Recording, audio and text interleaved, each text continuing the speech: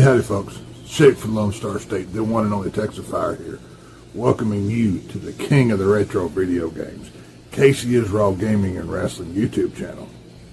You know, there's three things I know about Casey Israel. The dude's got every video game ever made.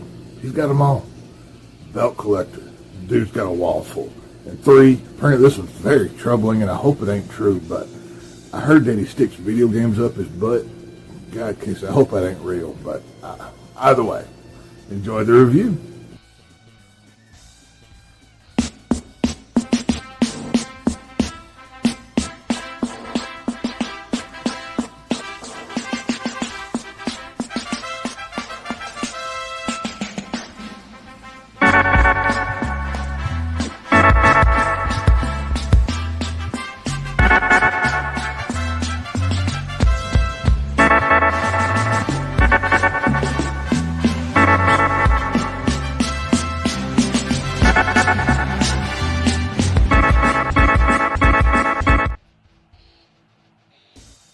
What up, guys? My name is Casey Raw. Tonight, I have AJ Raiders on the chat, on the call. I also got Mikkel here. Tonight, we're going to remember about Hulk Hogan and his life. But AJ wants to also talk about Ozzy and another actor who died as well. But, it's been an interesting night, guys. I mean, yes, I guess it's been an interesting week. Yeah, no shit. It's Think about it this way, Casey. Two legends, and people use that word a lot in nowadays. No, these two individuals that we're talking about are legends, pioneers of their sports and music industry. You got Hulk Hogan, who made wrestling what it is. Yes, you could say what you want about him. Okay, whatever. But when you ask anybody, it doesn't matter if they haven't watched wrestling or they're diehard wrestling fans, you know who Hulk Hogan is. They know. Same way with Ozzy. Ozzy and Black Sabbath pioneered heavy metal music. There would be no rock and heavy metal without Ozzy and Sabbath. Just saying. Yeah. Oh, dude, I totally 100% agree. I mean, sadly, I was hearing both of them was in bad shape, especially Ozzy. I mean, god dang. That last concert. Yeah. He couldn't even stand up. He was strapped into that chair. And he was still rocking out, and he was bumping up and down. Yeah. Like, he still wanted to rock out, and he was... It is sad when he's singing Mama, I'm Coming Home. Oh, yeah, dude. Yeah. But then, with Hogan, he just kind of, like, fell off the face of the earth after the whole thing that him and Bischoff was going to start this amateur wrestling league deal. Yeah. Well, Isn't it like wrestling freestyle, right? Freestyle wrestling? Yo, guy, he said, not lovely again. Now, what? He, not lovely. Oh, neck surgery. Yeah. Well, yeah. 3 weeks ago. Well, I was hearing that from Bubba the Love Sponge was saying that he had some insider information that Hogan was not doing good. That it's something about his heart, and now they're saying it was a pretty much a heart attack. I heard heart attack. Yeah, that's what I heard.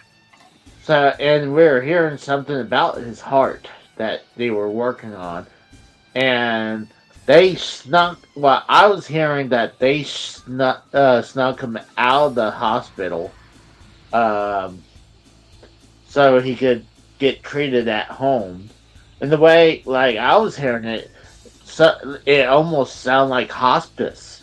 It was like, I mean, yeah, people come go home to get treated, but like, if he was truly in bad shape and he's going home, that's hospice.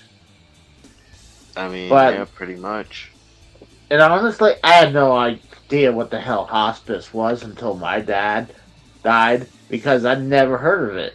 And so, and when I saw what hospice is, I was like, oh, this is, uh, sounds like it. But before we move on, let's say hi to a bunch of people in the chat. We got AJ himself here.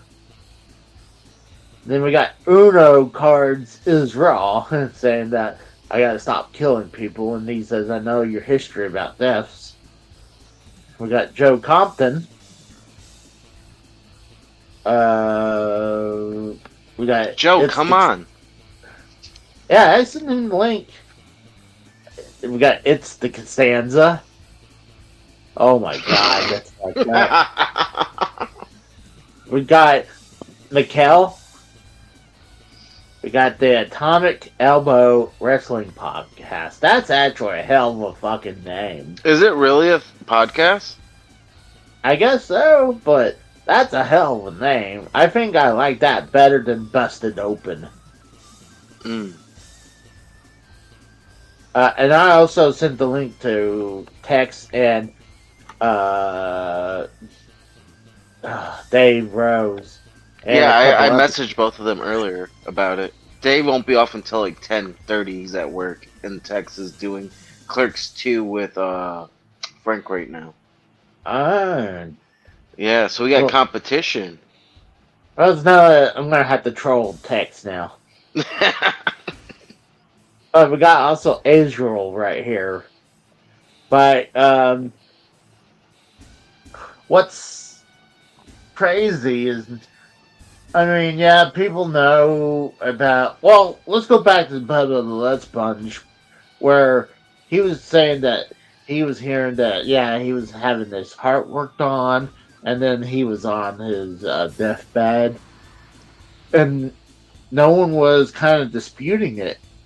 And Bischoff was saying that some low key stuff. Someone else did too, but no one was disputing really what Bubba Love Sponge was saying.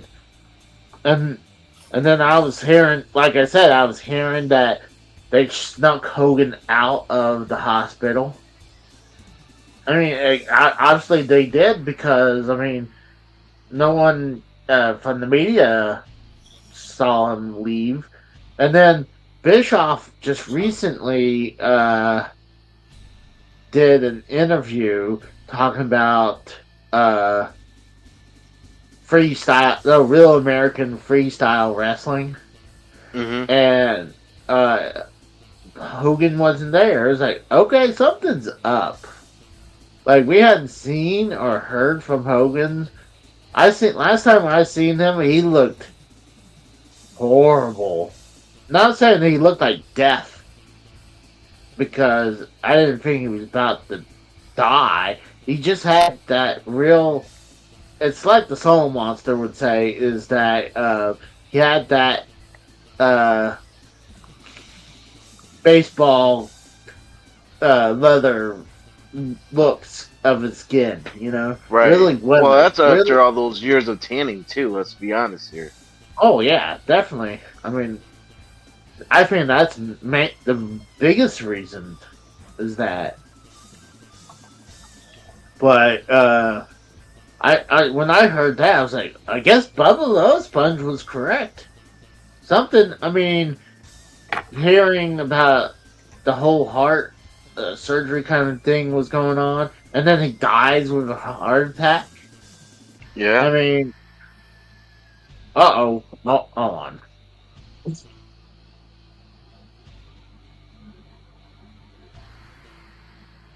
Duke hears people outside doing melting and like talking. So go ahead and take over for a second, AJ. Okay. Let's see who else is in the chat. What's going on? That's fucked up. Yeah, I don't Yeah, believe Mikkel's barely alive. Let's be honest here.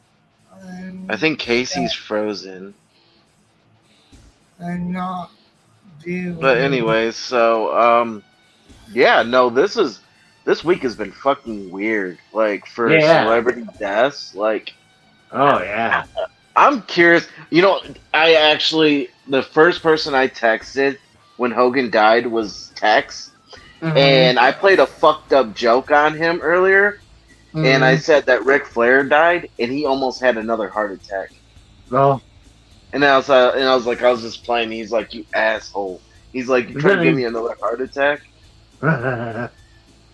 Well, I literally went to lunch, sat down. I saw a message from my best friend. I looked. He sent like a picture of Hulk Hogan. Was dead. I was like, oh, hold on. I'm like, I seen recently a picture of someone saying Jim Ross was dead. So Your I was dad like, died? no. Wow. Not, So So I had investigated, and like when I went to WWE.com, and bam, it's right there. And then my phone started to just blow up with notifications with the whole Hogan is dead. Um, it's crazy, but I look on X or Twitter, and Hmm. dude. I mean, yes, there's a bunch of people who's showing love. There's a lot of people showing some hate right now. I don't That's understand the hate. I don't understand it. What? Because Hulk Hogan said the N word like 12, 15 years ago about his daughter not. He didn't want his daughter dating a black guy. I'm sorry to tell you, a lot of people, doesn't matter if you're black or white, will say that because they don't want your gene pool getting fucked up. And Hogan has the right to say what he wants, just like anybody else. It's a free country. well, I'm gonna bring this one up. It says if Benoit could get 3 hour tribute, Hogan deserve a 24-hour one. Oh, duh. I mean, there's complete like there. Some people were comparing the two. Like, hold on. uh, Did Hogan say some fucked up shit? Yes. yeah, But last time I checked, Hogan didn't kill his ex-wives and kids on the way out. True. He That he didn't take the pussy way out, the coward's way out, and then take other people's lives with him. That's fucked up. yeah. But like, I'm not saying you gotta love him now because he's dead. Because I don't think that should be true too. Like, Right. I think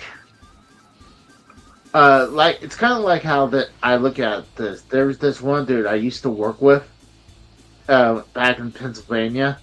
Um, well, shoot, that this is true right here though too. That Hogan's son basically killed someone. Yeah, yeah. almost his friend. No, yeah, that's a great point. I'm not. But I was working with this one old man, and he said some fucked up shit to me. And I'm talking like I can take, a ribbing or people Hmm. trolling me. Like This when we guy, rib you. yeah, Hmm. but this guy was just, he had no soul. He was ruthless. He was a Yeah. dick to the point like, when my wife died, he said that this is literally what he said. That she killed herself because of me. I'm like, That's that's fucked. yeah. Like who says that to someone who just lost their spouse? I'm like, this guy said some nasty things to See, me. me I could, personally, if someone said that shit to me like that, I don't give a fuck if I get fired from the job site or go to jail. I'm not gonna fuck her out straight up. We got And that's MK. just me. We got MK3 Kratos. Hey, yeah. What's up, Kratos? What's up, y'all? What's up? What a But fucked up week, huh? We lose Ozzy, then we lose Hulk. Yeah, But- and Theo for to the black community for you, Theo. But let me finish the story a little bit.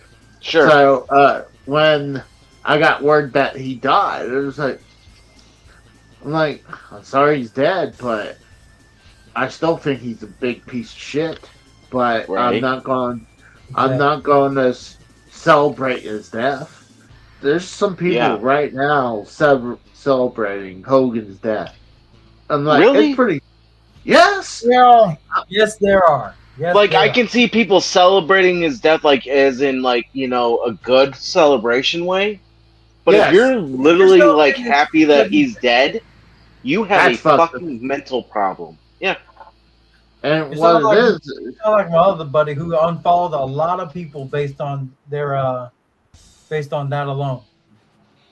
it's pretty fucked up. Like, Mm-hmm. Well, it all stems back to the whole him endorsing Trump. That's the reason why. I guarantee. no. It's racist No, comments. it goes back to The N-word. Yes, the N-word. We literally have a black guy on this fucking podcast. Mhm. All of us has said the N-word, including the black guy, and he didn't get Exactly. offended by it. So I don't understand what people. Y'all need to get your pussies out of fucking stop being hurt and grow the fuck up. It's just a word. You know what's also messed up? The messed up part is he died on the day the 10-year anniversary of those of that recording coming Yeah. out. Yeah. Right. But to me, and then like I said, people are comparing him to Benoit, like saying he's going to hell. Maybe he is going to That's hell. fucked but up. No, I don't see it. Oh no, I mean, we don't know if he's going to heaven or hell. I'm just We don't know saying if that exists. Let's be honest Yeah, here. We but- don't know if heaven or hell exists. Yeah. You can't just say that. But here's the thing: we know he's not going to the level of hell where Benoit is for killing his wife and son. I mean, Yeah. that is way worse than just saying that, like being a little racist. I mean, But- AJ, Yeah. one of my buddies who I played like Destiny 2 with, mind you, Mm-hmm. he's actually a major WCW fan. Okay. You and him get along pretty well. Okay. But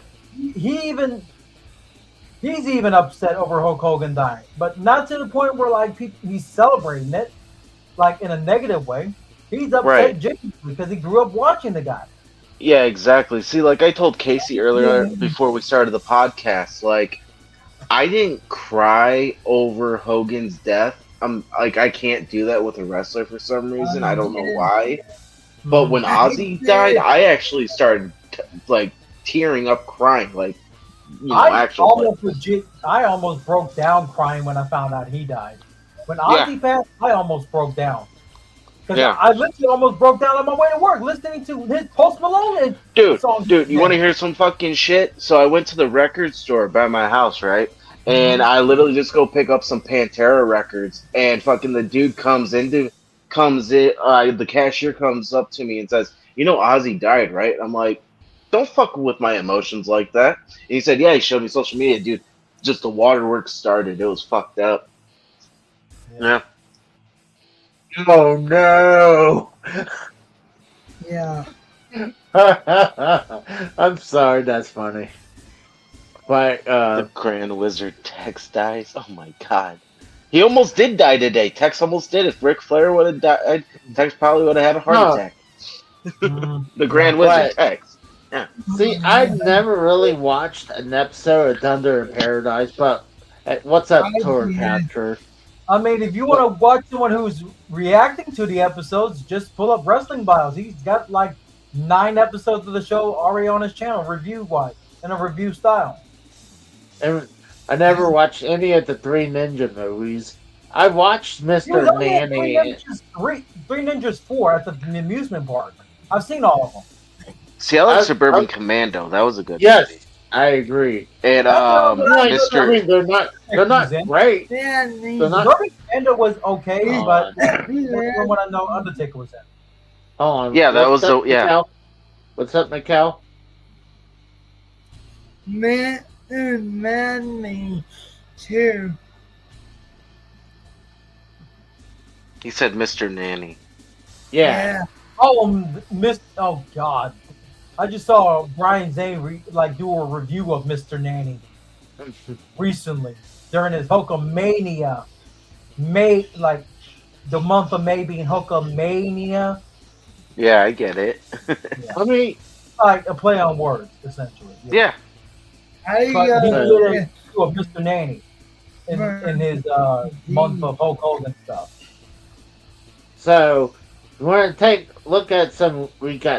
I got some good pictures, posts, and we got some really nasty posts from Sure. from Twitter.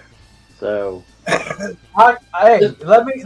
If I can tell you which ones actually follow my fiance on Twitter. If you find the right ones on Twitter, one guy is actually glad he's dead and called him a racist sack of shit. I think.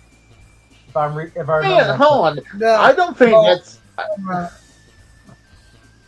I think that's okay because I mean, like I said, at the same time, Casey, he still had a family. He still Yeah. had kids. uh, He obviously Oh my- learned his freaking lesson after being kicked out of the Hall of Fame because of those comments. I know. See, I don't think you should have been kicked out. That's I stupid. know.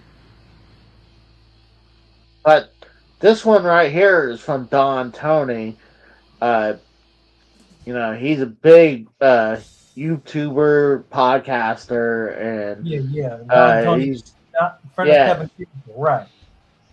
So he posted this on X. So this is one of the good posts. And then let's see. This one from Michael Welch saying Hulk Hogan entering hell. This is when he drops down and there's a proof of fire, and he hits the ground. And he goes it's the Dungeon of Doom. Yeah, and he touches the waterfall, and it burns his hand, even though he says it's not hot. I've seen people say ever since that it came out that he died on the anniversary of his racist comments, someone actually said the reply, "God keeps receipts." Oh god. That's fucking dumb. Come on, man. See, right here, I think this is okay. They're saying that, it's kind of like how I said it. That one guy was an asshole, but I wouldn't oh, good, he's dead. But it's like this guy says, Hogan was a racist. I never liked him as a wrestler. Despite all that, one thing I won't do is celebrate his passing. Obviously, what he means, glad he's dead, He won't pretty much he won't mourn, but he won't celebrate the fact that the man's gone. Yeah. Yeah, exactly. That's I stupid. mean, The internet is the most toxic fucking place on the fucking planet. oh, I agree. I don't have. God. You got all these keyboard warriors sitting here typing bullshit behind the screen, saying fucked up shit, but if they said it to the person in real life, they wouldn't say shit. You know what I mean? Yeah, they'd be more awesome than anything, yeah. Yeah. And then you got this one. Some of these people I'm not even following, like this dude. It says Chris Benoit, Hogan fighting to become Satan's favorite disciple. That's just disgusting. That's Why disgusting. would Hogan be And then you got only chef is the M one? what? All we Come again? did is said the M word. Well, you know the internet, they're all a bunch of fucking hurt liberals, let's be honest here. And then you got That's this why I hate one. social media. Hey, speaking of liberals, did y'all hear about a collective shout trying to get Detroit Become Human banned while defending the movie Cuties? Huh. No. No, I've No. been too busy about People getting banned based on Ozzy. child abuse. Even though it's in Mm-mm. the game, no child was hurt. But Cuties was a highly offensive movie Didn't see it. involving that really scarred a bunch of girls, young girls, during the film. Mm. Now, these all screenshots, Casey, that you got off of X, right? Yes. This one is actually good right here. This is when Hogan last year got baptized. See, the thing is that I know. I think you could start seeing that Hogan was trying to turn over a new leaf. Is when Yeah. when he went up to Warrior, and apologizing to him, and you could see that. I mean, and he's always trying to make amends with people. I mean, I know right now that we don't know with him and Brutus the Barber Beefcake, but there's some people that are not a big fan of them, and they're still like Undertaker. Undertaker did not like Hogan. Like he still kind of laughs when Hogan got booed on Raw, but he's still a classy person where he still recognized Hogan. So I can barely even read this one. What? This one I just posted right here. Lucifer says Hogan has arrived in hell. Jeez. And no, I didn't. A lot of this stuff is people. If you go to the trending for Hulk Hogan, this is where I'm finding this shit. It's not like I'm following Lucifer on X. No, I get it. It's just fucking. That's all it is now. These people are trying to be shocking and edgy when people die, so they're saying fucked up shit for clicks and likes and retweets. You're sad, pathetic. That's all you are. People do. Yeah, this is just stupid shit right here. And then they're like, I don't know if I want to keep going with this route because I still have a few that's really go really. for it. I mean, let's please. And then you got this one right here when they were saying that when he's saying the N word right there. So Okay. It's just a word. And then you got this. And the one black guy on the show. Yeah, exactly. If we literally can say the N word over. Exactly. Exactly. The N word actually means ignorant. It doesn't mean black. People are fucking dumb. This one is kind of. The N word in Spanish means black, but people don't. Yeah. Don't let people know that. Yeah, exactly. They'll get offended at that too. That's a different pronunciation. This one is kind of funny because this is it's because Hogan. I think Hulk Hogan mistakenly thought Bam Margera was dead, but I think this is the time frame when Ryan Dunn died. So Hulk Hogan says, "I wish you were still here with us, Bam." Like Bam says that I'm still here, but like then here's the good one. You got Brutus the Barber Beefcake. You're still being nice, even though I was hearing, even from I think it's the Dark Side of the Ring, that they were saying that it didn't end so well.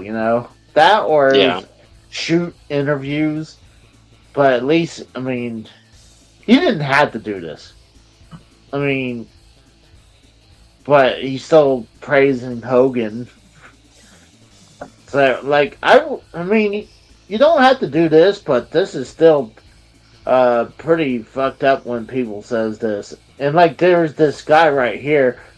While you may see many people post mourning the loss and you know, in quotation marks of Hulk Hogan, I will instead present you a video of him getting hit with various finishers for the over 30 seconds. So it's like, Hey Casey, I know I don't want to get interrupt, but Costanza says that he has the 911 call for Hulk Hogan when he actually died, like his family. I mean, that's what he said. It's in the link in the chat if you're interested. I don't see it. Yeah, he put it down. It's a 5th message up. Okay. It's a TikTok video. The TikTok video. Let me. I think I actually had to go to my channel. Let me go over here real quick. Give me a second. I think I've seen pictures of they're like pulling him from his house. I didn't see anything, but give me a second. Yeah, it's been a crazy night though. Like, it's been crazy. Let me see. Alright. Let me check this myself real quick before I even post it. Right. I was just letting you know because Cassandra wanted you to show it. Alright. I wonder if it's a something. Let me. I can't hear it over you guys. Give me 17 seconds.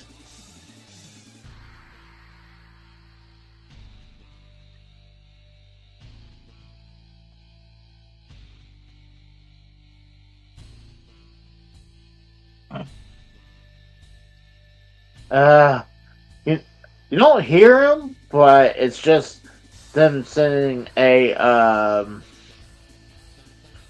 like, and you can see him. They're rolling someone out. I don't feel comfortable putting that up.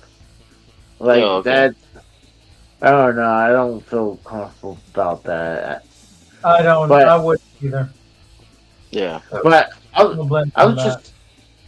I just could not believe the hatred for a bunch of people. Like I said before, like, you don't have to like the person. Mm-hmm. But that is just, I mean, the stint that some people goes to. Like, there's companies, both, honestly, WWE, TNA, NWA has officially recognized Hulk Hogan. AEW still hadn't said jack shit. Well, they're not going to.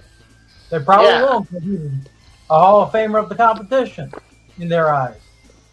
Even though Rick Flair's contract with them already said he was his best friend. So you got this one with Ric Flair talking about it, and he was, I believe, on TMZ today, and he was breaking up. It was real bad. Yep. There we go. But it's pretty fucking bad. Like, that's fun. That's a good one. You know, people obviously, you know, are gonna give him his roses. See here, see, even right here, you got Undertaker says the wrestling world has lost a true legend who can contribute to our business. Even controversies. Yeah. Even Undertaker has had problems with Hogan, and even he knows to respect the man. Yeah. And here's Sting. And then you get people like saying this, I'm going to tell my grandkid this was Hulk Hogan. Oh my God. It's Marjorie Taylor Greene from, she's from Georgia. She's the state representative. And look at this. Wrestle Op says Hogan passed away on the 10th year anniversary of That's what I was saying. Like someone in the reply section said, "God keeps receipts," involving in that one tweet. You got Triple H. People have to remember this man has like a couple wives that outlived him. His kids will outlive him now. Stop saying things that you obviously are butthurt about, and just basically.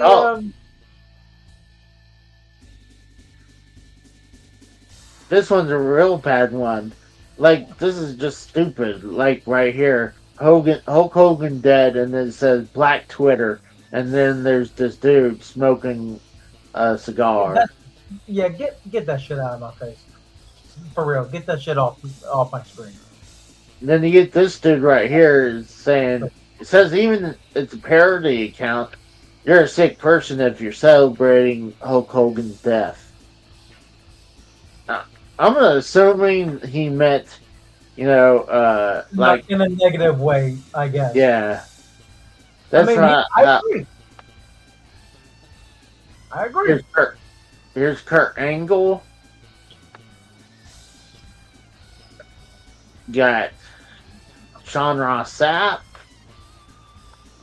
Well, fuck Sean Ross Sapp. He's a fucking piece of shit. I mean, did you see what he put? I don't trust the dude that will lie about doing a line of cocaine when he's caught doing it in fucking okay in front of a mirror. Bye. Read what he wrote. That would normally do a line of cocaine and lie about it. Oh, where is it? Right there. Oh shit. Oh, God. So that's why I said fuck him. Why? Are we sure this is even him? Yeah, it's got a verification. That's him, man. Yeah, that you can. You can buy that blue check mark. Look underneath the Twitter handle. How many verified accounts can you sub to on Twitter? That's him. Look, he has the subscribe button. That's him. Yeah, this is truly Sean Ross Sapp. That does not look good at all. That it is him. I didn't even like. Hang on. Yeah, potentially says Fightful.com. Let me take a look. Let me investigate. Click on the link. Click the fucking link, Casey. It's him. Yeah, well, I'm not. No, actually, it's a picture. That's the reason. It's a picture? It's a picture, so let me... So what, you think they could have been mocked up? Yes. I doubt it. I don't... I agree with Kratos. I doubt that. I'm saying how big Sean Ross Sapp is in the wrestling. I'll be... But you're talking about X, where it's a cesspool. Mm-hmm. Matter of So fact, here, let me look it up for you. Let me look same, it up. see? Same fucking... Same handle, same everything. Hold on. Look for that. Look for the tweet. Look for the tweet.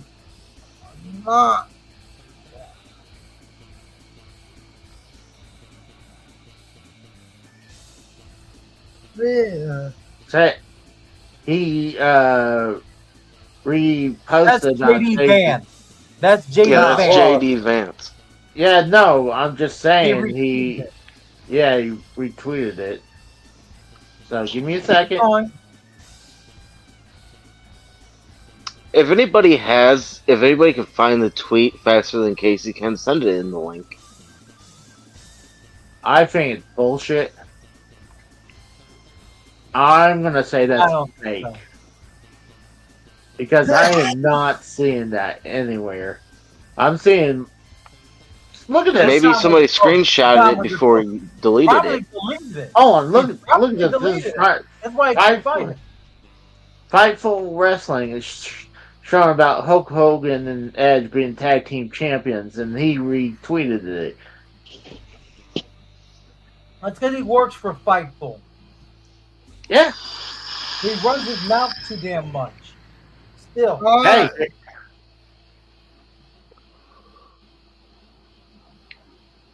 I'm gonna say that picture was a fake because I do not see it.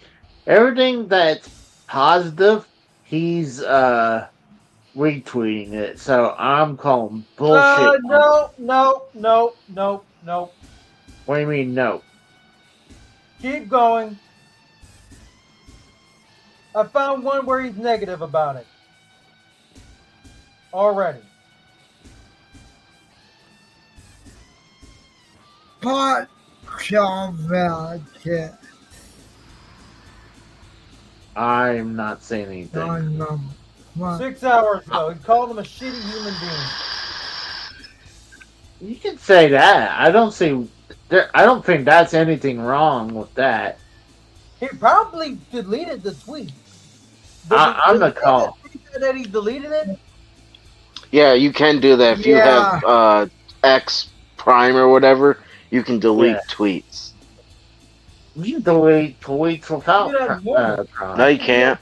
But if that screenshot said the post has been deleted, he's long since deleted it. I'm calling bullshit on it because how big time is Hogan. What's the screenshot again? Did it say it was deleted? See, this is back there. Hold on. Give me a second. That's 2 million what was that? views. 9? Hold on.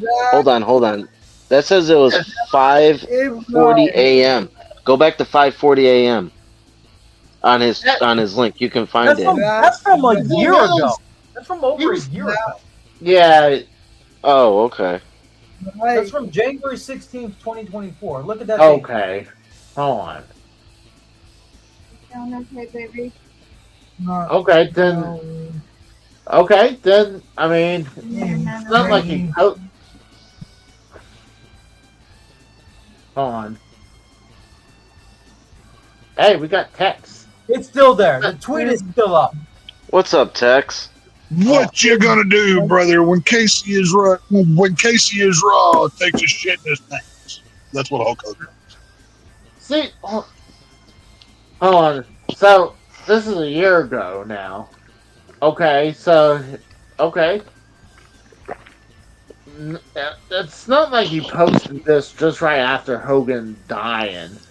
This is something that is this motherfucker still going on about Hulk Hogan saying the N-word? Are you fucking serious? Yeah, he still lived hard.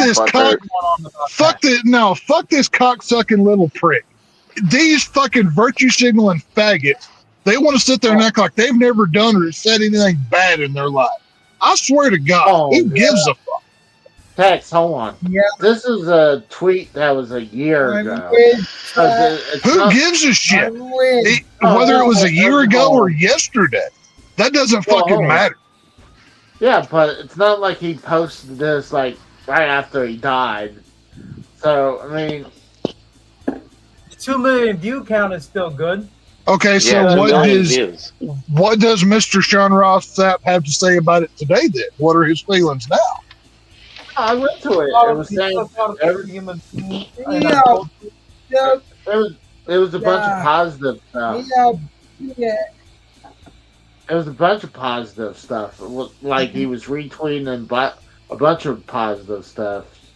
So, well, if it wasn't for Hulk Hogan, there would be no pro wrestling right now. No AEW, no WWE. I agree. Oh, Jesus Christ, I agree with you.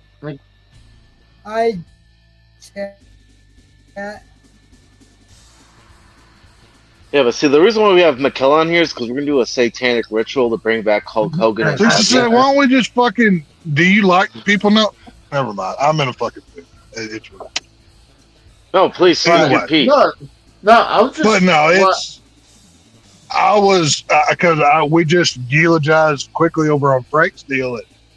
You know, I mean, what I didn't get to say over there was, like, I was in the grocery store earlier. Luckily, I have Thursdays off. And as I was checking out, the girl working behind the counter, how's your day going? I'm like, oh, I'm fine. Kind of a sad day. She goes, what's happened? Somebody died? I said, yeah, Hulk Hogan. She kind of had this look on her face like, oh my gosh, that guy? And I'm thinking, like, you fucking bitch.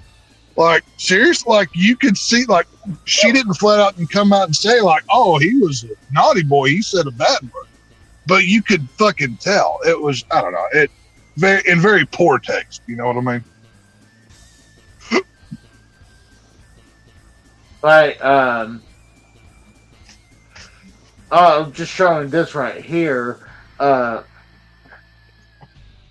shit. I didn't mean to show that. Oops.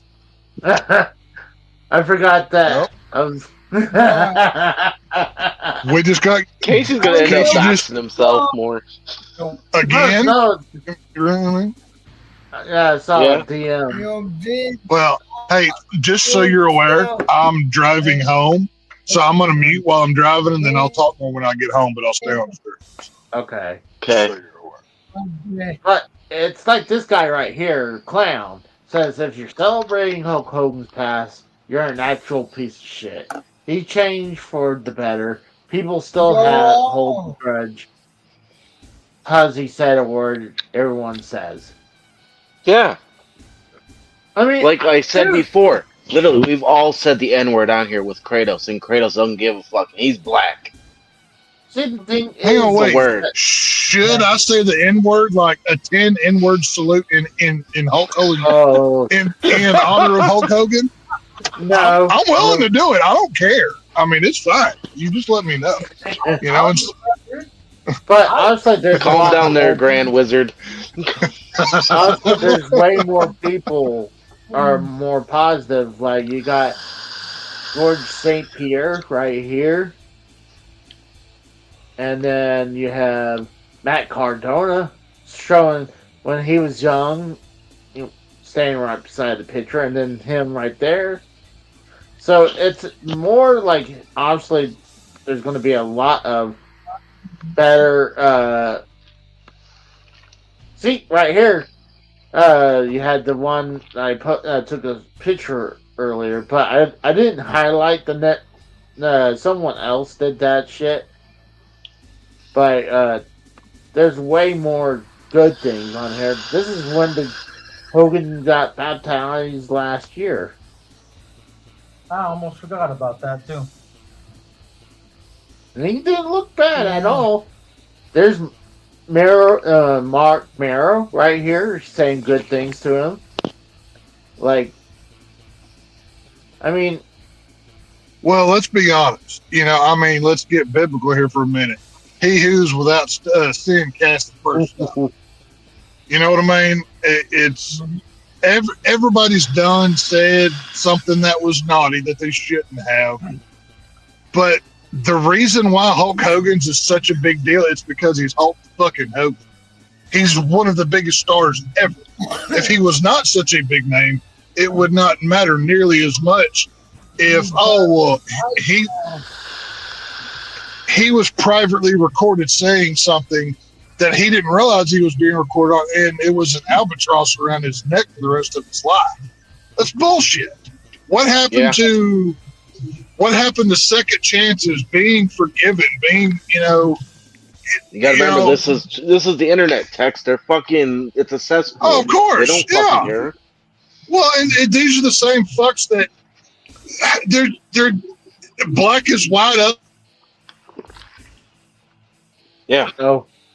I think we lost Tex. Down is up is down. Well, what he meant is black is white, up is down, you know, shit like that. That's what he was saying. Hulk Hogan has had every right to feel the way that he did on that particular subject. And if any moron's going to sit there and let that define, think about it. Hulk Hogan basically was number 2 in creating WrestleMania. Yeah, Vince McMahon won, but Hulk Hogan too. Yeah. If it wasn't for Hulk Hogan on the map.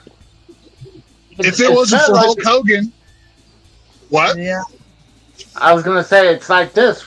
Like Edward Blake just posted here. It says even Vince made a statement from cancellation land And Vince McMahon right now is like, Look, like you don't hear shit, and he even posted something nice about Hulk Hogan.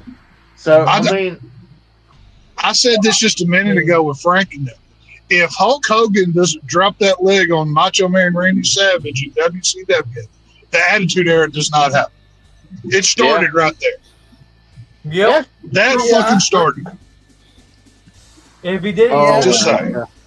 Attitude Era never happened. Yeah, Attitude. You don't get DX.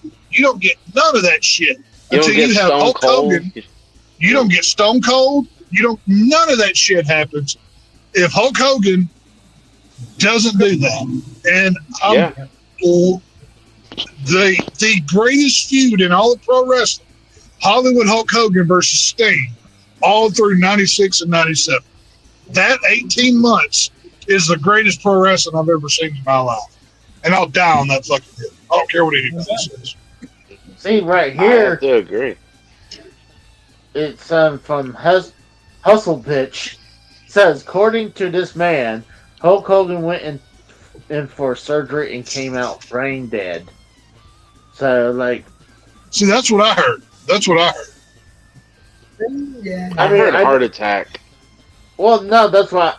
Well, brain dead and dead is completely two different things. Yeah, I know, but that's what I heard he died from was a heart attack. Yeah, well, that's what's the word going around. He had a heart attack. Well, let's be real here. Obviously, it's kill the heart. Ooh. That's a good tribute right here. This is at Madison Square Garden. Putting rest in peace for Hulk Hogan at Madison Square Garden. That's awesome. I wish I could have took that picture. Hey, Casey. What? Your team they're going to in team ball down now. What? I heard SmackDown. What? He said, is there going to be a tribute show for SmackDown? No. I mean, not like, it's not going to be like the Chris Benoit tribute. They'll probably have they'll do like they'll do the 10 bell salute. We remember Hulk Hogan and whatever. And they'll also, I believe, they'll have a bunch of clips, but they're not dedicating the whole show to Hulk Hogan. I think they got burned really badly when they did it for Chris Benoit. Like, I mean, well, honestly, by all rights, they should do a tribute show to Hulk Hogan. Yeah, but they won't. Yep. And they got to make sure they have Booker T saying, "Hulk Hogan, we coming for you, N-word." I'm coming for you, nigga. Honestly, I seen someone posted that too. Here's the NWA. Like, I right here's one from NWA. Did y'all see the interview that Ric Flair did with TMZ today about Hulk Hogan? No. Yeah. Not all. Oh my God. I never felt so bad in my life. Apparently, one of the 6 times that Ric Flair's boy went into rehab, Flair didn't have the money for it. Hulk just straight up paid for it. Just, out of, whatever. So, that's cool as shit. Yeah, that's, I told them earlier about that trick I pulled on you, Tex, when I texted you earlier this morning. Oh, yeah, fuck you. You are getting punched in. You are getting punched in the throat the first time I see you for that shit, by the way. I do not forget, and I hold grudges. So, no, the minute I fucking see you, you better protect your neck, 'cause I'm coming for your fucking throat, boy. So, This is completely different. Someone says TNA paid tribute to Hulk Hogan. Like, this is just one of those things, like, yeah, you do the 10 bell salute. That's one thing, but they did an entire montage for him. No, it's just now. One thing I am curious about: has has AEW said anything considering how they treated Hulk Hogan? No, not at all. they banned him. Well, that's what I'm saying. That's what I'm saying. They banned Hulk Hogan whenever he never wanted to fucking go there. It's like, who gives a fuck? Right. Honestly, I don't know why they wouldn't do it, because I think it's stupid. Because because if they do it, it makes them look as hypocritical as humanly fucking possible. That's why. Yep. See, all right, I'm glad I didn't share this for a second, because my Twitter will literally show a bunch of nudies, so I had to be careful where I go. But I go to right now you're looking at Casey's porn feed is what you're looking at. But nothing from AEW at all. So good. They only got 1 million followers. But and I mean, let's be honest here. Hulk Hogan liked to tell stories. He was going to be in Metallica. He was going to do whatever. But he's a fucking wrestler.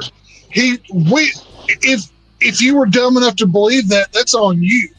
We all knew it was bullshit. He's an old time wrestler. You know what I mean? Who gives a shit? Lies and saying some racist shit is one thing. Like when people are like condemning him, like Chris Benoit. Like, that's completely two different things. Like, I feel if racist shit condemns you, then I'm fucked. So I've got no fucking. Yeah, really. I mean, let's be honest here. I kind of agree with Tex on this because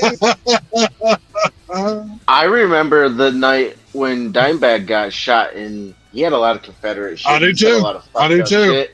I was 15 when he died, dude. I remember that night. It was actually the 50th anniversary, I believe, of John Lennon getting shot and killed. That was the same night, December 8th. Yeah. I mean, gosh, I just want people to like not be assholes about the whole thing. I think it's completely. Dude, it's the fucking internet. What do you expect? Exactly. People are gonna be assholes. They're not decent human beings. They're fucking. People go to the internet to be the fucking freak version of themselves. That's what they fucking do. Mm-hmm. They want to show their real. Yeah, they can hide behind a screen name and just be a dick. That's what these motherfuckers do. And they can show their real colors behind a wall. Right. Yeah. Well, and like I said, keyboard warriors. Yep. It's the same people that virtue signal, oh, we need a gay version of this or a girl version of that. And when it happens, they don't go pay and support it. Why? Because they just wanted to say it. They just wanted virtue signal.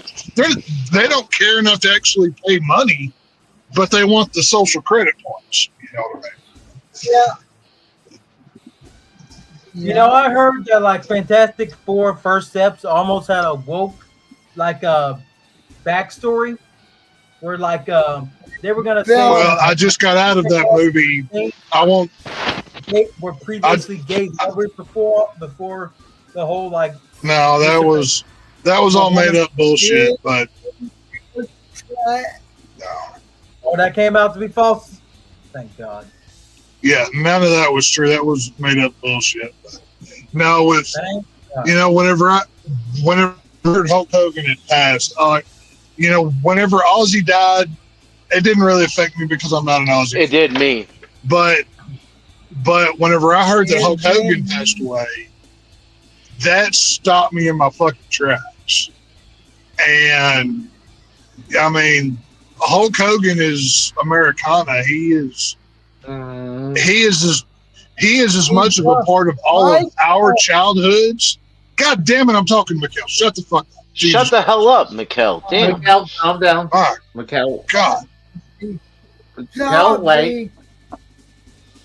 All right, go ahead. I swear to God. Go ahead. Fucking get the wood chipper out. Either way. Hulk Hogan is not just part of our childhoods, but he's Americana. say your prayers, take your vitamins, all the way to the bad guy, helping toss Rey Mysterio Jr.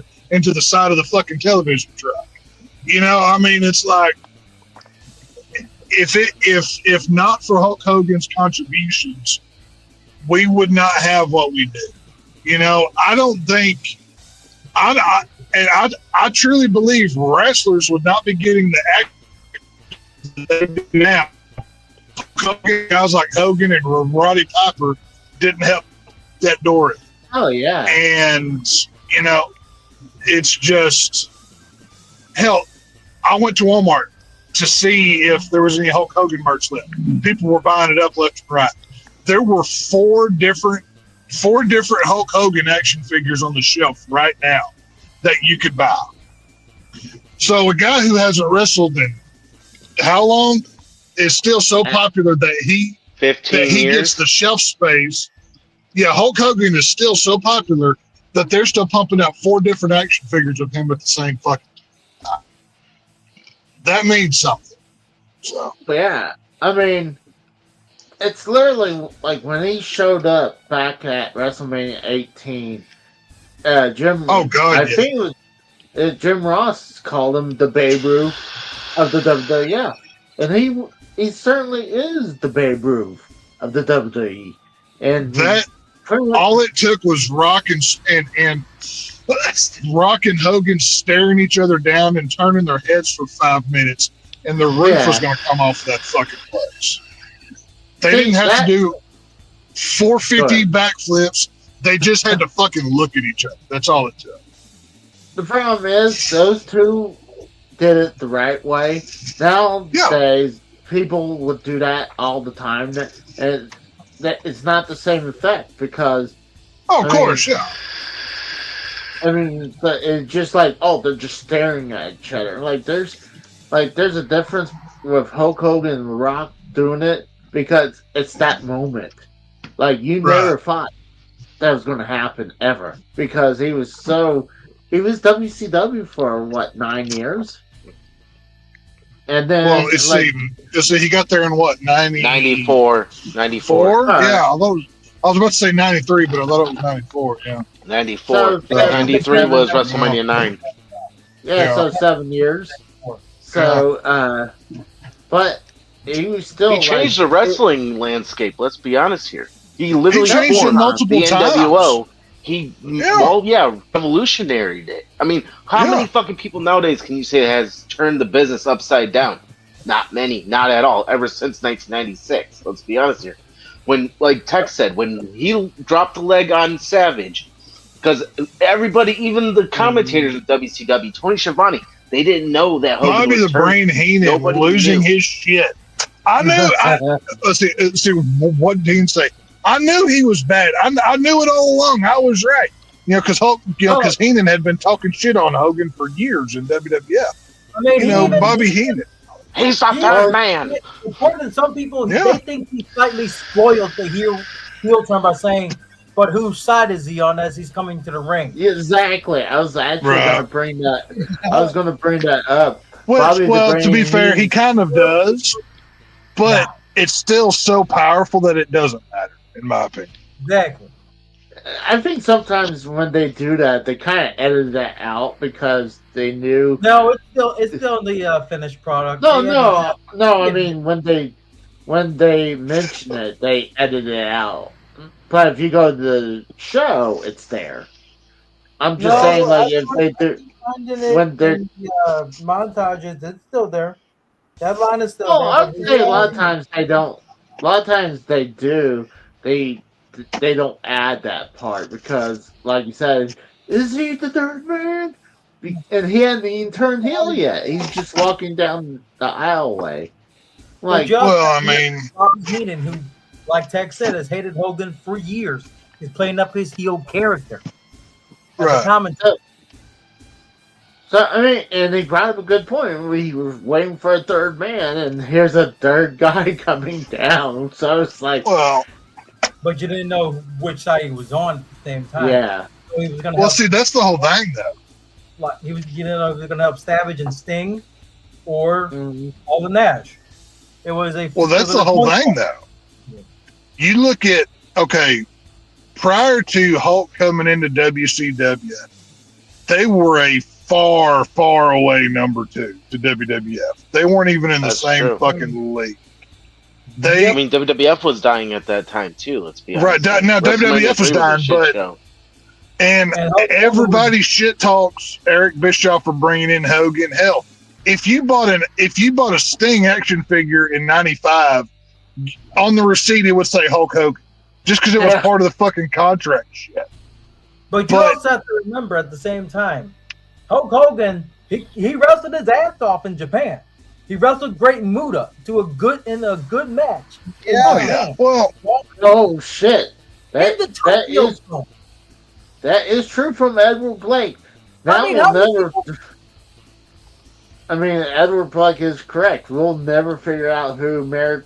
America really is. They should have Mr. America pop up just randomly now. That'd be really fucking cool. like don't even call attention to it, but just have some tan buff guy with a fake handlebar mustache on in the background of a WWE thing. That'd be cool as shit. Yeah, it's like, hey, it wasn't really him. It's like they're kind of doing that right now with El Grande Americano. Like what's one more mask if they've already got one going? I'm not saying you throw it on TV and say, "Oh my God, who is that?" It's you just put it in the background, and whoever sees it sees it. You put it out there, and you let the internet do its thing, and we'll let the internet fight. Yeah. Oh, I agree. But I honestly think that, sorry to interrupt. I honestly think Hulk Hogan and Muta in '93 at Tokyo Dome, May 3rd, was actually a great match, no matter what anybody says. Because how many people can honestly say they saw Hulk Hogan do an enziguri move? How many people can claim that they saw Hulk Hogan do an enziguri wrestling move on someone in a wrestling match? Hardly anybody. If you didn't see that match. It's smart. The guy,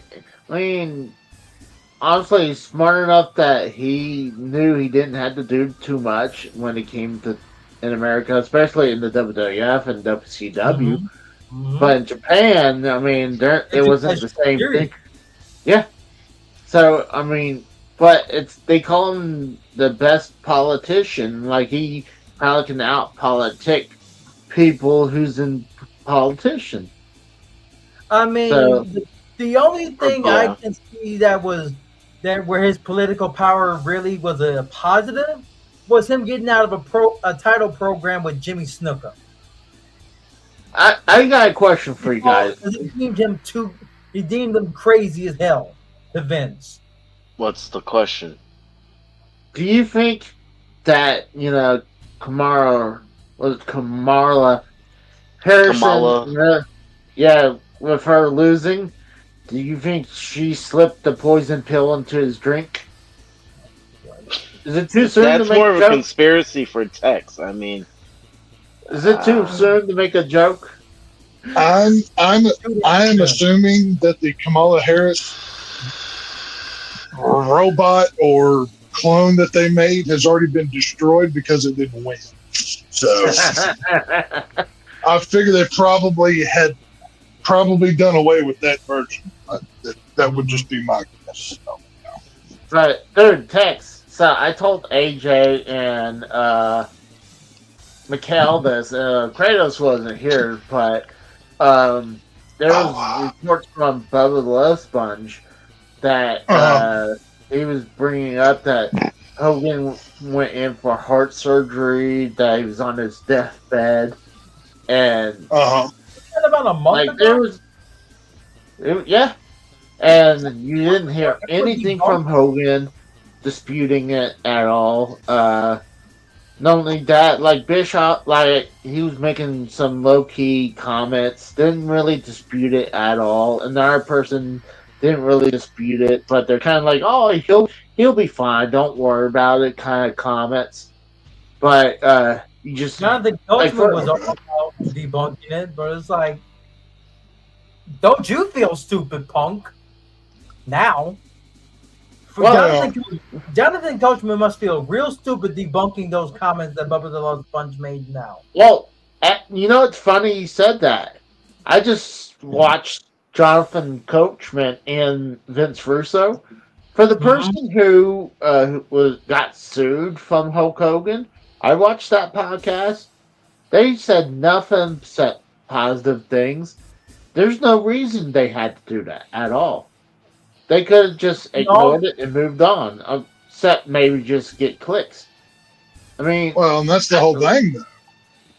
Is, you know, people aren't going to call him out for like debunking the fact that the man was obviously sick. Well, I mean, go ahead. They'll debunk it and move on. They won't bring it up again. They won't prove. Yeah, something Kratos said a minute ago. You know, Hulk Hogan constantly, and to be fair, all of us made fun of Hulk Hogan for, you know, that doesn't work for me, brother, and defending his top spot and everything else. But Ric Flair did make a good point today on TNT. He said, you know, you have to kind of put yourself in the place of where Hogan was. This was the 80s, the mountaintop for the time of pro wrestling, and everybody wanted that spot. Everybody was fighting for that. Yep. You're going to have to do the same thing to keep your spot if you're that way. You're telling me guys like CM Punk or whoever, they aren't politicking and kissing the right ass today? Yeah, bullshit. Okay, whatever. I mean, every generation kind of did it themselves. I mean, Shawn Michaels and the Clique did it. Right. Yeah, they did do a lot of politicking. Yeah. Right. I know. Well, so did Hogan in the NWO. They politicked fucking Eric Bischoff in WCW. Let's be honest here. They politicked so hard in WCW they went out of business. That's how hard they politicked. I mean, yeah, that goes That even goes back to the who killed WCW. It's Bischoff, Hogan, Hall, Nash. You know, all of them. They literally killed the company. Here's the short answer. Was the final nail. Just put everybody who had creative control. That's who killed WCW. That's the short things. You know, it is what it is. It was a short time gain, but in the long run, a long term loss. Yeah. Right. He killed it. But it did. Think about this. That Hogan, obviously, when he left the WWF, go WCW, it didn't set WCW on fire just yet, but it gave that little bit of credibility to WCW. It's like, okay, they're trying to be number 2 for real now. And obviously, NWO blows up, and they're number 1 for over a year and a half. 83 weeks. Yeah. And then, obviously, he came back to WWF, and then he went to TNA. And here's the thing. TNA was only getting somewhere in about $1 million. And Hogan shows up the first night on Monday night. They hit their highest ever. It was at 2.2 million. Are you talking about the Monday Night War 2.0? Yeah. That lasted like a week, and they had to go back to Thursdays? Actually, it lasted about 8 weeks, but... Okay, oh my bad, 8 weeks. No, I'm just saying that the first appearance with Hogan and TNA, he took a million viewership show to a 2.2.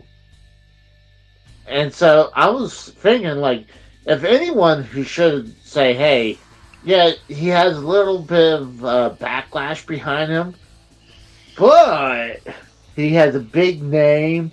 He's doing a lot of stuff right now. I'm shocked AEW didn't snatch them up and at least have him be a spokesman. It's so stupid that Tony Khan banned him. I'm I don't understand that. Hulk Hogan was a naughty boy, he said a bad word that all of those woke morons over there just couldn't have around. So he had to get banged. You know what I mean? I'm wondering, That makes sense. is this a Tony Khan who really thinks this way, or is Who owns the company? You know what? Who's in charge? Who makes the decisions? Yep. Who owns it? Yes, it's Tony Khan. That's who it is. Oh, well, I'm just saying. Oh, I was thinking about is it the EVPs with you had No, it's whoever owns it and says this is mine. Go to hell. It's Tony Khan. Yeah. But you're still going to listen to your executives. Wow, you do what you want. It's yours. Then what's the point of making them EVPs? Like, you're not going to listen to them. Because, okay, if I own a company and I say, hey, Casey, I'm going to start a YouTube channel. I want you to head the video game division. I'm going to make the big decisions. Am I going to let you make all of the choices over here, or just on the YouTube, or just on the video game side? Well, I mean, I'm just saying, it was like, hey, Tex, I kind of want to do this. So it'll be like, well, do I got the okay? Even if it was the EVPs, who cares? Tony Khan has every right to say, no, this is my company. I'm bringing him in. He signs the paycheck. Oh, yeah. You can't pass that off to anybody else. Well, I'm just saying, is it Tony Khan or one of the EVPs got in his ear? It's Tony Khan, because the buck stops with the boss. That's easy. But I think it's stupid. I think they could have got more viewerships with him there. Not a lot more, but like, I'm trying to make a point where he went from WWF to WCW. WCW started being more credible, and then he went to TNA, and they started being a little bit more credible because of that. But obviously, there was some. Right after that, then it went down in the toilet. But you can only blame Hogan and Bischoff for so much. I mean, killing two companies. Yeah, I can agree with that. Well, it's what it is. It is. One thing I can say, if WCW ends a lot sooner if Hulk Hogan doesn't show up. I'll say that. Oh, I agree. No, I don't think the Monday Night Wars would ever happen. Let's be honest. You're right. No. There's no Monday Night Wars. Mm-hmm. They shut down way before. I mean, because I was fine with that. Look at where WCW was at the time when prior to Hulk Hogan. They couldn't give the tickets away. Like they were dying. So yeah, and it was as the old saying goes, a rising tide raises all ships. Hogan comes in, Ric Flair, the Four Horsemen, Sting, Crow, NWO, on and so forth. So many of those things are still so popular today. WWE still sells them because they were that good. So, just tell you. It's like you guys said. It's like when it gives the wrestlers creative control. I mean, yeah, you're dead. You're done. Yeah, exactly. You can listen to their opinions, but don't give them creative control because they'll do like what they did with WCW back in 2000, where Hogan didn't want to lose to Jeff Jarrett, and he wanted to walk out with the belt. So, you're telling me I get paid millions of dollars to fake fight, and I get to decide how it goes? Of course I'm going to win. Why would I lose? I mean, yeah, that's the same thing with Starrcade 97, Tex. Yeah. Hogan and Bischoff didn't want to fucking let Sting win because Sting didn't have a tan and he wasn't wrestling for 18 months. Yeah, Sting was, but whose fault is that? You put a long coat on the guy and stuck him in the rafters for 18 months and told him to not talk. Exactly. What do you expect's going to happen? You botched yourself there. Right. It's It's career suicide, really. It's so dumb. It's Well, I want to bring up a couple points that yeah. Go ahead. I highly suggest people to go check out. JD from New York had a great video. Yeah, him and Before I joined. the coachman and Vince Russo had a good stream too. Oh, So no. like, no, dude, honestly, How many bros? How many bros, Casey? a lot of pros, a lot of pros. Hey, I think Vince Russo gets too much bullshit because is he perfect? No, but I think I hate to say this, I'd rather take Russo's word over Hulk Hogan's and Ric Flair's and Bischoff's word. I know what it is. Casey's just trying to get on Russo's YouTube channel, y'all. That's just what Well, this he is. already got a cameo from Russo. Let's be honest. That's what I'm This saying. Mark He's buttering literally him up. paid for it. Now he's kissing his hind end. Now he's gonna or one of his burner accounts will send this clip of him praising Vince Russo to Vince Russo, and Casey's on Vince Russo's YouTube channel before you know it. Lickety split. I'll see your game, Casey. Hold on. I was actually gonna use Vince Russo's intro, or Danhausen, the one I just got, but I decided to use yours text today. Use Danhausen's or you're cursed, so you better watch out. But I mean, I am honored that my glorious voice and face was over the the proceedings of Mr. Hogan. So that's all good. You chose wisely.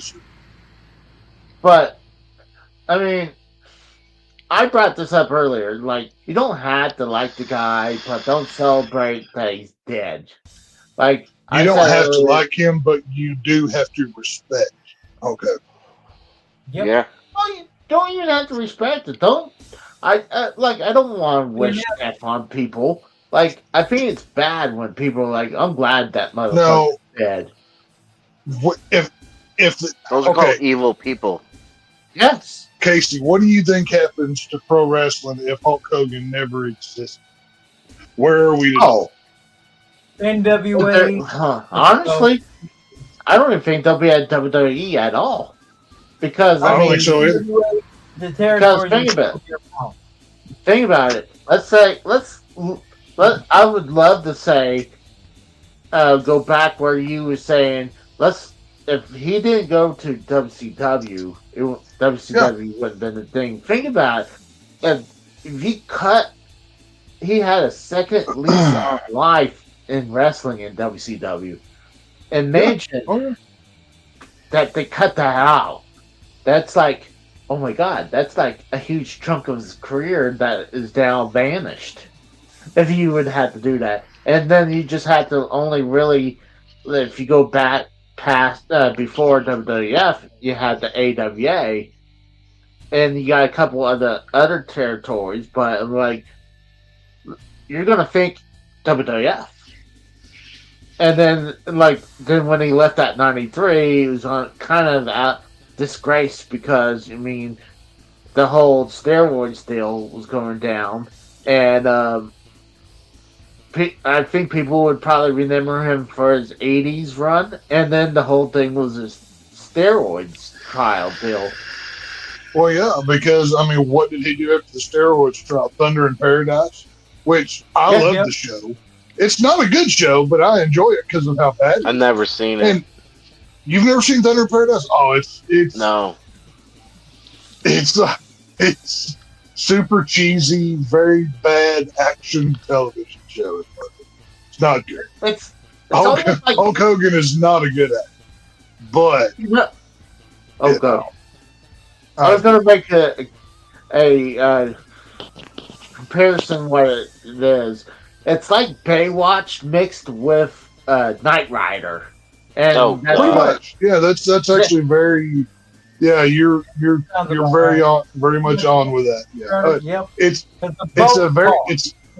not a car that talks; it's a boat that talks. Yeah. and and you don't have quite as much of the slow motion running in the tiny bikinis with hot women on Thunder in Paradise. Yeah. There wasn't as much on that, but still a fun show. I think it's on Tubi. Or it's on one of those free services. Like, it's not hard to find.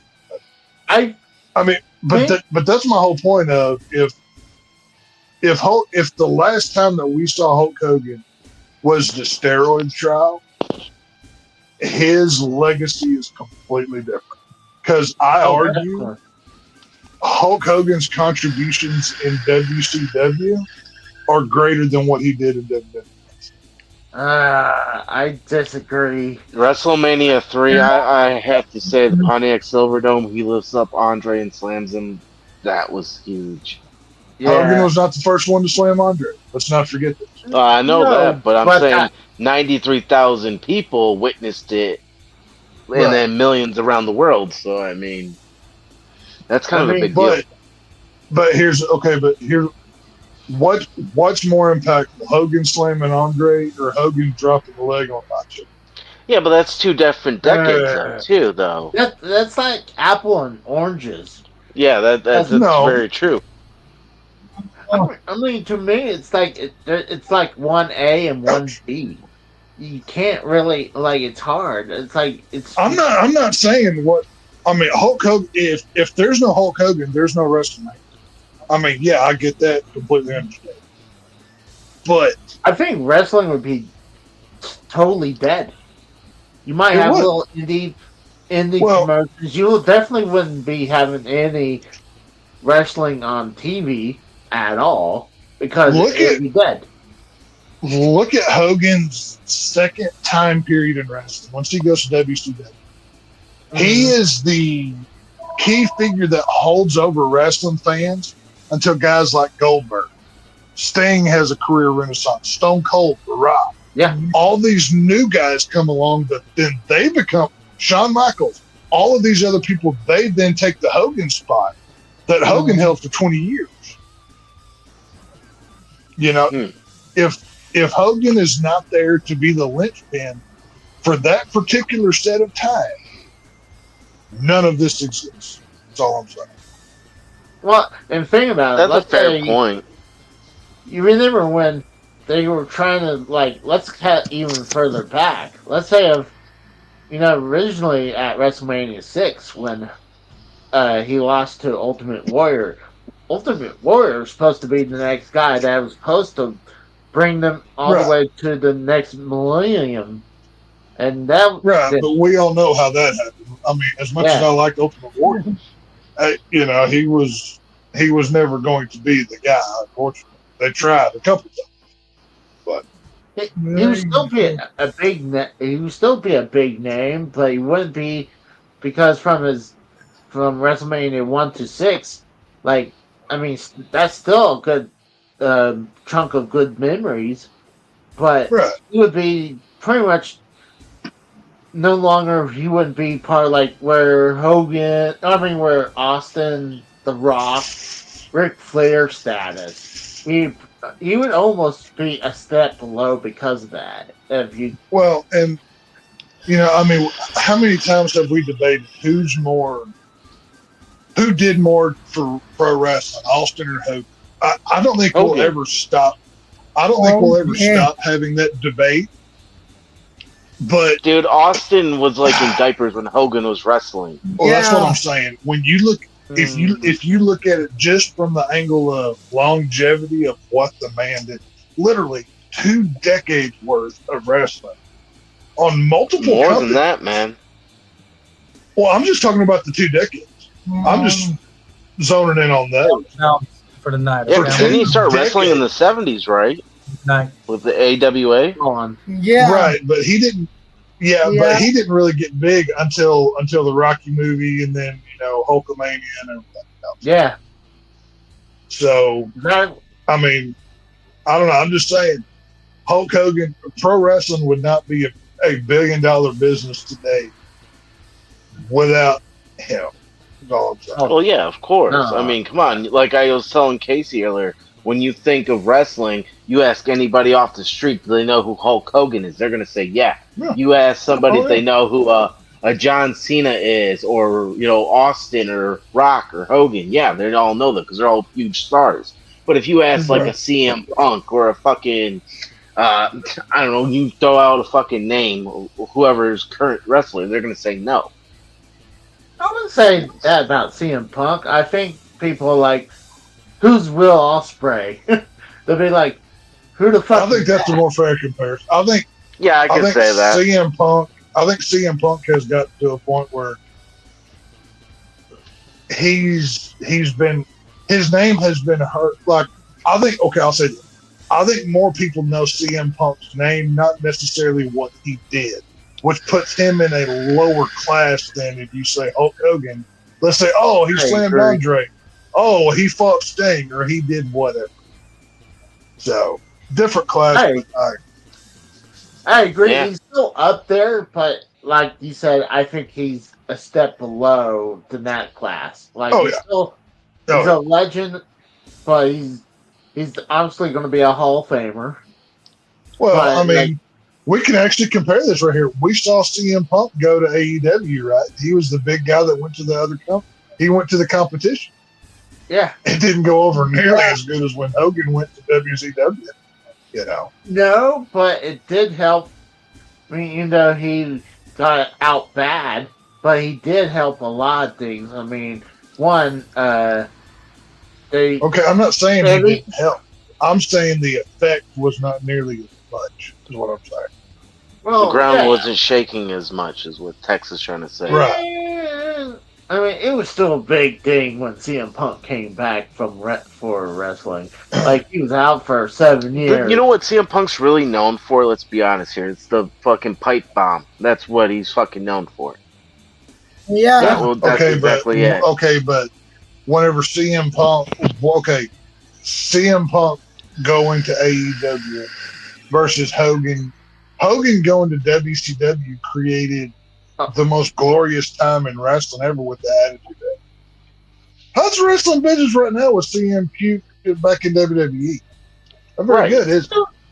No, he's doing good. I'm like, shoot, he's going to go to SummerSlam fighting for the world belt. Okay, but you're telling me what is equivalent to right now, is it as good as it was in 94? 95? No. Okay, then that's my whole point. No, I always said, I agree that, I mean, there's no comparison between one or the other. I mean, Hogan's superior. Like, how many, at that point in time, 8 to 10 million people per Monday night were watching. They're lucky to get 1 million these days. There's nowhere near this. Now, I understand, different time period, entertainment was different. We didn't have 5,000 things to watch. I get it. But my point still stands. Well, he just came out at the right time. Everything just clicked, especially when Vince McMahon knew to bring him in, and the whole thing with the Rocky 3 movie boosted it up there too. Like, imagine if he didn't do Rocky 3. Do you think he would still be a thing at all? I mean, yeah, I know. He wouldn't be nearly as big as he was. Rocky 3 was huge. I mean, it's not the best Rocky movie, but it's the impact of that was his exposure to the masses is what that was. Yes. That was people who just saw movies and television and thought, oh, I don't like that wrestling stuff. They saw that wrestling stuff and then they became Hulkamania. Yeah. I don't think it's just amazing how everything went right for the longest time. Honestly, in the last 20 years, there's a lot of things that didn't. For Hogan, especially, actually started with his family life. After the whole thing with Hogan Knows Best, after that, everything kind of like went downhill. Like, obviously, personal, like his son, almost kills a dude who's pretty much a vegetable still, and then his wife becomes a whore where she dates someone who's younger than her son. Like, tell me that she ain't a groomer when she did that. Like how, like, unless they just met, like, uh, that didn't Tex will look be right good. back. But it was right after that. It was just he was slowly going down. Yeah, he came back to WWE for a couple good runs, and then TNA. But it was like the last 20 years, it was not kind to Hogan. And honestly, I feel in a good way is that I think even though people booed him on his last appearance, I don't see Well, we that all know happening. why. We all Yeah, know why. I don't see them booing him for this. I think it's going to ignite the good feelings for Hogan, saying Well, because like you said earlier, and we saw on Twitter, Twitter's a mhm, cesspool. You had people that were, hating on Hogan, wishing or happy that he's dead and all that bullshit. Then you had people that were, celebrating his life as in a good way, yeah, saying how much he, contributed to the wrestling business. And, we all agree on this podcast that, yeah, Hogan's not perfect. Did he launch wrestling? Absolutely. Did he, do a lot of things good for the wrestling business? Yeah, sure. Did he do a lot of bad things for the wrestling business? Yeah. But, I mean, that's what comes with wrestling. It comes with the goods mhm. and the bads and with everything in life. No one's Honestly, perfect. Hogan and his crew paved the road for the wrestlers for the Oh, day, yeah. and Yeah, it and it paved the road. continues. Like they literally him, Roddy Piper, um, and all the other people, Macho Man, all those guys pay. They're the ones who put down the rebar and literally paving the road when maybe Austin and them filled out the potholes and you know laid was it the the what's the black stuff? Trying to The think what it's tar, called. Not tar, blacktop, asphalt. asphalt. Yeah. So like, they layered right above that. So for people to like, it's like Tex said, like wrestling wouldn't be it is today. Like honestly, wouldn't be here at all. Wrestling It would would be just interesting. What, like you both, like we all agreed. What if Hogan never did Yeah, wrestle? Or, like, where would wrestling be at? That's really a good question. I don't like I said I don't think it would be here. I Yeah, think that there might have been a WWF, but but it wouldn't be as after the popular. no, not only that. No, I mean I'm thinking it wouldn't been there would be nothing now because remember when WWF back in 90 was it 93, 94, 95, the downfall of financial. Yeah, Think about they were it. taking Without they were taking the water coolers out, man. well, but according to Bruce Pritchard, they're like, yeah, we took the water coolers out, but they, what he said is that they added filters to their faucets. So, is that true? I don't know. Like, I want to, even though I don't believe everything Bruce Pritchard says, I would take his word a little bit, no, a little bit over Hogan and Bischoff. I mean, Hogan is infamous being a liar. I mean, it's like, did you say or did Tech say about him wanting to be a part of Metallica? like, That it was was outrageous. Tex. That was Tex. I mean, that's one of the infamous lies. But Megan stupid lies like that. I mean, okay, he's trying to make his life interesting, even though he didn't need to lie because his life was very interesting. Same thing if Vince McMahon didn't lie because his life is very interesting. I mean, to the point they made a documentary about it. Like, imagine the real stories that if they was not known to lie. Like, it would have been awesome to hear some of the stories. But it is sad that Hogan's gone. But I know. Did you have that on your bingo card? No. I didn't either. Mikkel did. Dude, honestly, like I said, you know, he looked like his face is like a catcher. I can't even see Mikkel. Oh God, yeah, he's all blurry still. But when his face looked like a catcher's mitt, with how long he's been tanning so much. Mm-hmm. I mean, a lot of these wrestlers are freaking getting skin cancer because all the tanning they would do. We got the text back. But sorry about that. I had a technical difficulty. But gosh.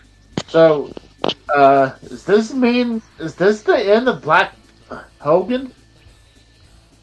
Well, see, Casey, if you're a true fan, Black Hogan will never leave your heart. You know, you'll love him forever. Black Hogan will never die? Black Hogan will never die. You know, you can lynch him, you can drag him behind a truck, you can set him on fire, whatever you want to do. Black Hogan never died. I'm gonna think something else that'd be funny. Oh, like, I guess someone finally killed Hulkmania. Well, maybe physically, but I don't know. Like, Hogan's always going to have things. Like, I don't know. Well, actually, go back to Hulk Hogan's trial. Terry Bollea died. Hulkamania lives forever. That's you know how, true. Like, Hulk Hogan had a tenant finger. Terry Bollea did not. You remember that part? That's so. I was gonna bring that up. So, if that's the case, then Hulkamania can never live, or can never die, while Terry Bollea does. So, wasn't that in court when they asked him? Yes, he was on the stand. Yes, he was on the stand wearing his black do-rag and everything else, and he said, "Oh, well, Terry Bollea doesn't have a tenant brother, but Hulk Hogan does." You know, that was said in the U.S. courtroom. Like, that was maybe, it's either that moment or OJ with his arthritic, swollen hands trying on gloves. Our greatest moment ever as Americans. So, yeah.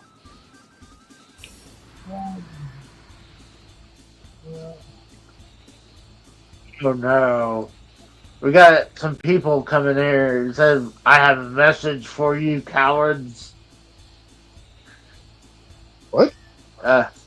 You and your friends here are being called out. We dare you all to get on the panel. We want all the smoke and drama. Come test the waters. I don't even know who you people are. I don't. Yeah. No clue. Casey's almost got 1,000 subscribers. We only need nine more. Yeah. I'm not here for clout. I don't need subscribers, and I don't give a shit. I'm sorry. Thank you anyway. We're not really here for drama. We're here. I mean, we're here to be for real. Like. Yeah, we're here to celebrate Hogan's life. Right. So that being said, what is everybody's greatest moment in Hogan history? Like, which moment to you is the best? For me, for real, is when he just got done having sex with Bubba Love Sponge's wife. That got See, caught. I was thinking you were going to say, like, the minute he said the N word. I thought that's what you were going to say. But you surprised me. No. Oh gosh. To me, it's either I think about is Hogan versus The Rock at 18, or Hogan versus Andre at 3. So, ooh, it's kind of hard. I mean, those are the two biggest moments I think of Hulk Hogan. So, minus, like I said, getting caught on video having sex with his best friend's wife. That's just because you're a pervert. You think about Hulk Hogan doing it. But, I don't know. For me, like, I mean, I could go with any of the obligatory ones, but the moment that stands out most for me is like the first time he won Big Gold, and you see him spray paint it, and he like spits on it, and it's like that wasn't right the first time. Didn't what? I'm talking about the first time. No. Oh, you're talking about NWO, right? Yes, NWO Hogan. The first time he wins it as NWO Hogan. Okay. He spray paints it, and then he like spits on the belt right on camera, and he's like screaming into the camera. So Hog Wild '96. I don't remember which pay-per-view it was. Hog Wild '96. I can remember watching that and just being furious because I love that belt. I'm like, you piece of garbage. Like, that to me will. It's not his greatest moment, obviously, but that moment to me stands out just so much. Oh, that's funny. So could you say he hucked to it on the belt? Yeah, he did. You know, he was the original Huck Tua. Hogan did his own version of a page move, I guess. There you go. I want to check this person out later on. They're just curious. There's just seeing what they're all about. Maybe we could do something if they're not just full of bullshit.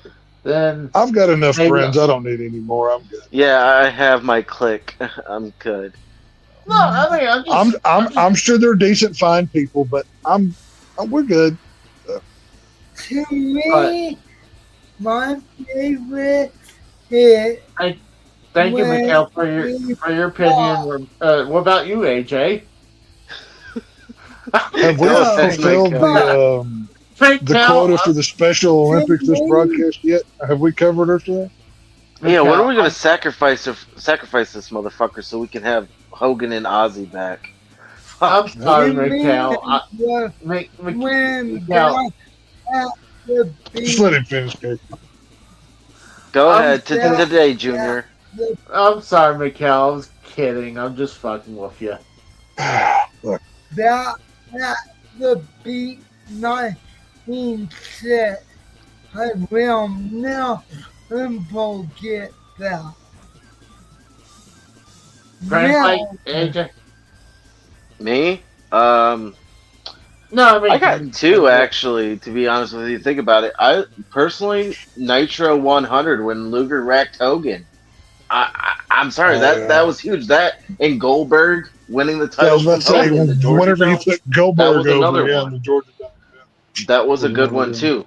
So the one at the Palace and the one at the Georgia Dome. I mean, he put people over. You know. Yeah, we know. There was one other moment that really stood out, and that in that whole feud of Sting or it was Hogan's birthday episode, and where he's getting all the presents, whatever. And the moment where he sees the plaster version of his head, and he freaks out like he just saw a ghost. Yeah, that moment is present. Yeah, because Hogan thinks it's from Bischoff, and Bischoff's not going to be like, "Oh no, I didn't give that to you, boss." So he just plays it off, and then there's like this plaster cast, horrible looking head when you go back and look at it. But the way that Hogan sells that, it was hilarious. What about Grandma trying to fight Hogan at Nitro? Oh yeah, that? Grandma. Oh, JJ Dillon literally fucking Yeah. Doug Dillinger literally tries to block Grandma from fucking punching Hogan in the face. That was great.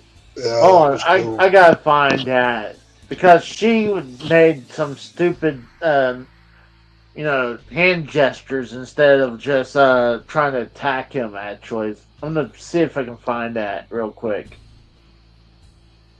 I thought that was hilarious. Give me a second to try to locate that. Now, I mean, there is a late WCW moment that I thought was really cool. It's nowhere near as big as the others, but when Hogan finally comes back in the red and yellow and to help Sting out, it was at 2000 WCW. Yeah, it was 2000. We forgot I think it was 2000. Yeah, it was 95. But what about the sumo monster truck match with fucking Hogan and the Giant, the Joe Louis Arena? Oh, where he jumped the giant off of the roof into the Detroit River. Oh my god, yeah. And then Giant comes back in the ring like 5 minutes. Soaking wet. Yeah. All right, I found it. Give me a second to bring this up. This is with Hogan. I might have to cut this out, but I think it's hilarious. I'll try to. I'll just mute it. But I'll mute it and it'll just. Just hit mute and hit pause every once in a while. Yeah, so Hogan's already facing Grandma right here. Yeah, Doug Dillinger's just like. And you got the guy with the Sting mask. Or maybe she's got the Sting mask. She's holding the Sting mask. Was she a plant or real? Do y'all think? Oh, she was a plant. Yeah, she. I mean, think about it. She's wearing black and white, holding a Sting mask. Perfect placement, first row in the camera. How many grandmas are buying front row seats to a wrestling show? So that's a great point. You know what I mean? Yeah. How much money would those be? I mean, nowadays you go to the shows, they're then it would have been more. Now it'd be like a kidney and your firstborn or something. But yeah, I'm not sure that she wasn't a plane because I mean Hogan's getting real close to just standing. You know what I mean? I mean, do you think I'm thinking back then maybe it was $500 probably to get right there. So do you think probably more than that? Well, back in what was this 96, 97? That was 97. I was like, hold on, how much you think those tickets would have been back then for front row? Probably 1,000. You gotta remember, WCW was white hot. They were like on fire. They were the most selling everything. This is in that time period. This is when WWF was like, oh, we can't even keep water coolers anymore because WCW's killing us. Yeah. God, I wish we still had those times today. That'd be great. Let me say hi to some of the other people. We got 8-Ball tonight. What's up, 8-Ball? And we got video game lovers. Video game lovers, welcome to the South. Welcome to the Net House. Or, no, let's see. What does Joker say in the beginning of our song? Welcome to the Madhouse, Batman, or some. Like that. That's a fun video game. I like that video game. Okay, let's say halfway. Let's say she paid $750 for that front row ticket. She didn't pay. That's my point. She didn't pay $750. She didn't pay no money. I would. She's a plant. That's a plant. That's got to be. Oh yeah. Well, watch this. That's got to be like somebody's mom. How many other times did you see a talent walking through and they quickly interact with the fan and then security immediately steps in? Every time. especially in WCW. Why is Doug Dillinger not holding her back? But that's just what I'm saying. If that was real, Dylan, and she's that far over the railing, he's gonna be. Yeah, she'll be like, she would be holding her back. So like, right. Real. I mean, and also think about it. And that at that period in time, it was a regular occurrence to see somebody hop the railing at a WCW event. That's true. Get in the ring. We forgot about 96. Halloween Havoc 96. When Piper and Hogan, that tall cage, that Sting fan hopped into the ring. And they literally had all the fake Stings come and cover him. And then Hogan and Savage actually beat the fuck out of that fan. There was the one where Hall and Nash were in the ring. The dude hopped the railing that was Bash at the Beach. The fat guy that hopped in the ring. Oh, there's so many different ones. So just for those reasons, I say that's a. I mean, she might be somebody's real grandma, but she's not a real thing. Is what I'm saying. I would die laughing if I saw her jump over the barricade and try to attack Hogan. If she fell over that barricade, she's breaking every bone in her body. There ain't no way. Look, let me go ahead. When she started, now Doug Dillinger's starting to like, okay, I gotta hold back Granny because she's starting to swing at him now. Right. I mean, she would hurt her hand from hitting Hogan, then Hogan getting hurt from her, you know? She would be I'm saying. I think that, I mean, it's a great angle. It works. But I think it was set up. Oh, yeah. Come on, he's trying to stop her now. He's just, she took a couple more swings at Hogan. He's like, I don't know why they're doing it because, I mean, he's part of doing his gimmick, but, like, he's more worried about that person right here wearing the NWO shirt doing something than Grandma's swinging at Hogan. What are the odds that, I mean, I'm not saying there's not old women who aren't wrestling, because I know some. But I don't know a lot of old women that are going to pay $20 for a Sting match, pay for a front row seat, pay for all of these things. I don't think that's real. It's all Here's the thing. Where's her, a wrestling shirt? Like, she's just wearing a grandma sweater. Like, she should be wearing, like, a WCW shirt, you know? Like, I call bullshit. Like, she should be at least wearing maybe a Ric Flair shirt or odds are she's one of the wrestlers' grandmas. Hey, wouldn't it be funny, guys, if I put grandma on the... Yeah, I guarantee you.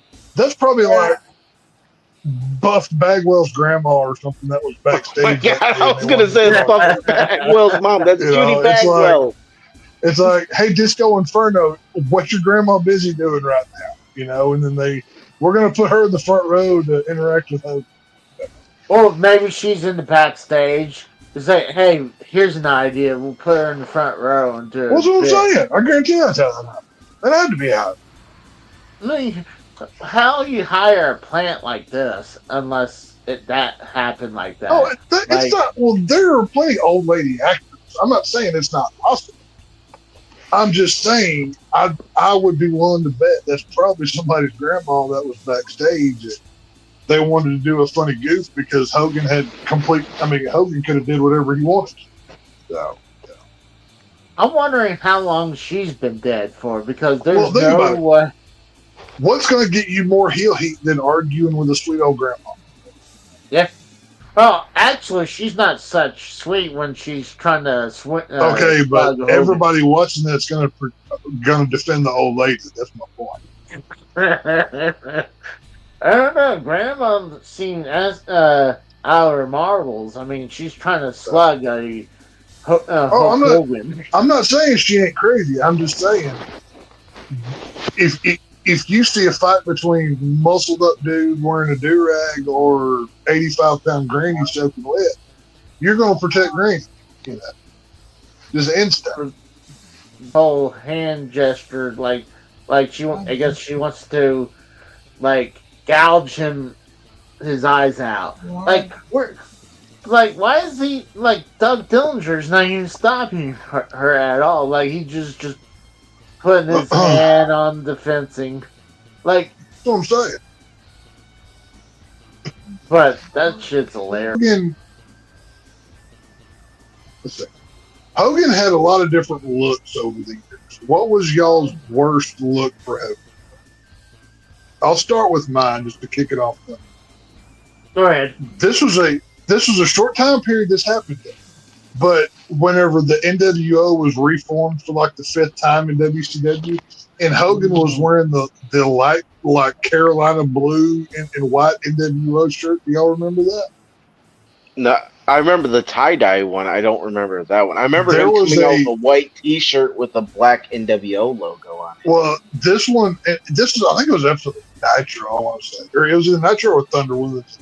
But this was in the time period where Hogan started wearing Jinkos because that was a cool thing at the time.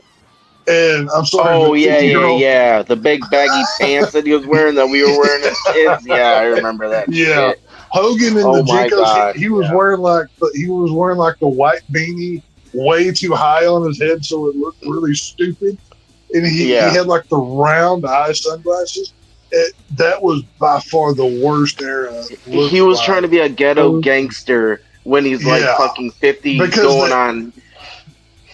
Yeah, well, they came out with a white NWO logo, but they came out to Wolfpack music. It was that weird time. Oh, NWO Elite. NWO. Yeah, I remember that. Yeah, it was garbage. It was like horrible. There was like 3 different NWO shirts everybody was wearing. None of it matched or made sense. It was horrible. What was y'all's worst look besides that, Brad? I'd probably have to say New Blood Hogan. That was stupid. The one when he was shooting with Billy Kidman, the fuck. Oh, that was so bad. That was so stupid. Yeah. Biker Hogan. Yeah. Yeah. Wouldn't he wear like a black sleeveless shirt that's in like Millionaires Club on the back or something? Yeah, because he was a Millionaires Club. It was Millionaires Club versus New Blood. Yeah. Yeah, that was bad. The only good thing about that feud was getting to see Corey Wilson. That's true. I'm trying to. You remember was it FUMB Hogan? Yeah. That's New Blood versus Millionaires Club. Yeah, that's the one. I want to bring up the picture of it where. I think Casey's favorite version is whenever Hulk Hogan had the shaved mustache going against the Legion of Doom carrying the sword for no reason. That's probably Casey's favorite. Oh, I thought you were going to say the Dungeon of Doom one. Or the Dungeon of Doom. That is pretty. Yeah. That is pretty bad. Yeah. Hold on. Give me a second. I'm trying to figure out why is Kevin Sullivan in the background. That's what I'm trying to figure out. Well, see, at that point in time, he's plotting how he's going to kill Chris Benoit. That's true. At that point in time, he is convening psychologically with his Satanist cult of how he's going to kill Chris Benoit. Right. My worst version of Hulk Hogan is this right there. Oh, I mean this right here. I thought you loved that. Casey. No, that's the same one. New Blood. Yeah, New that's Blood. what I meant this. I don't know why that other one came up. I mean, I'm sorry. That's when you knew things were bad in WCW. That they were selling advertising space to Western Union on the entrance ramp. That's how bad it was at that point in time. But, oh my God! Yeah, and he has his cousin out there with him, Horace Hogan. That Casey's like a retarded Horace Hogan. That's who he is. Oh my God! Oh my God! Hold on. What Casey? I know what your Halloween costume needs to be. You need to be Horace Hogan. But you get black jeans and a black cutoff flannel jacket. Since Hulk Hogan passed, we're gonna have some real American beer tonight, though. But you got Tex. You should make with your goatee. You should make a Fu Manchu for the Hulkster. I thought about it. But talk about how Western money, the Western Union. Western Union money transfer. Yeah, you think that's Western bad? money? Western money in your budget? Yeah, Think about this. I used to work for Sears, so when I was working in the back, no, I mean I was on the floor. I was called the MCA, so I would get a bunch of products together, build the signs and stuff like that. So one of the things that struck me, I should have bought this at the time because this is several years after WCW died, but there was a WCW padlock. Yeah, Really? Master Lock. Yeah, it was Master Lock. I never saw that. Yeah. Actually, you know what? I need to find Yeah, the last that. 3 pay-per-views WCW did was with Master Lock. They had Bash at the Beach 2000, sponsored by Master Lock. I think Sin and Greed was too. I had everything from, I mean, obviously action figures, clocks. I had WCW toothbrushes. I had, oh man, back in those days, if it was WCW, I bought it or had somebody buy it. There it is. You got one from Paris Saturn right here. Yeah, there's one from him.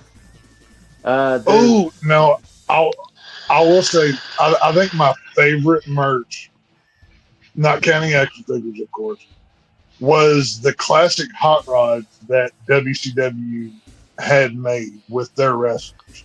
It wasn't Hot Wheels. I forget which toy car company it was, but they had like classic. Yeah, it was a little die-cast. They were basically little Hot Wheels.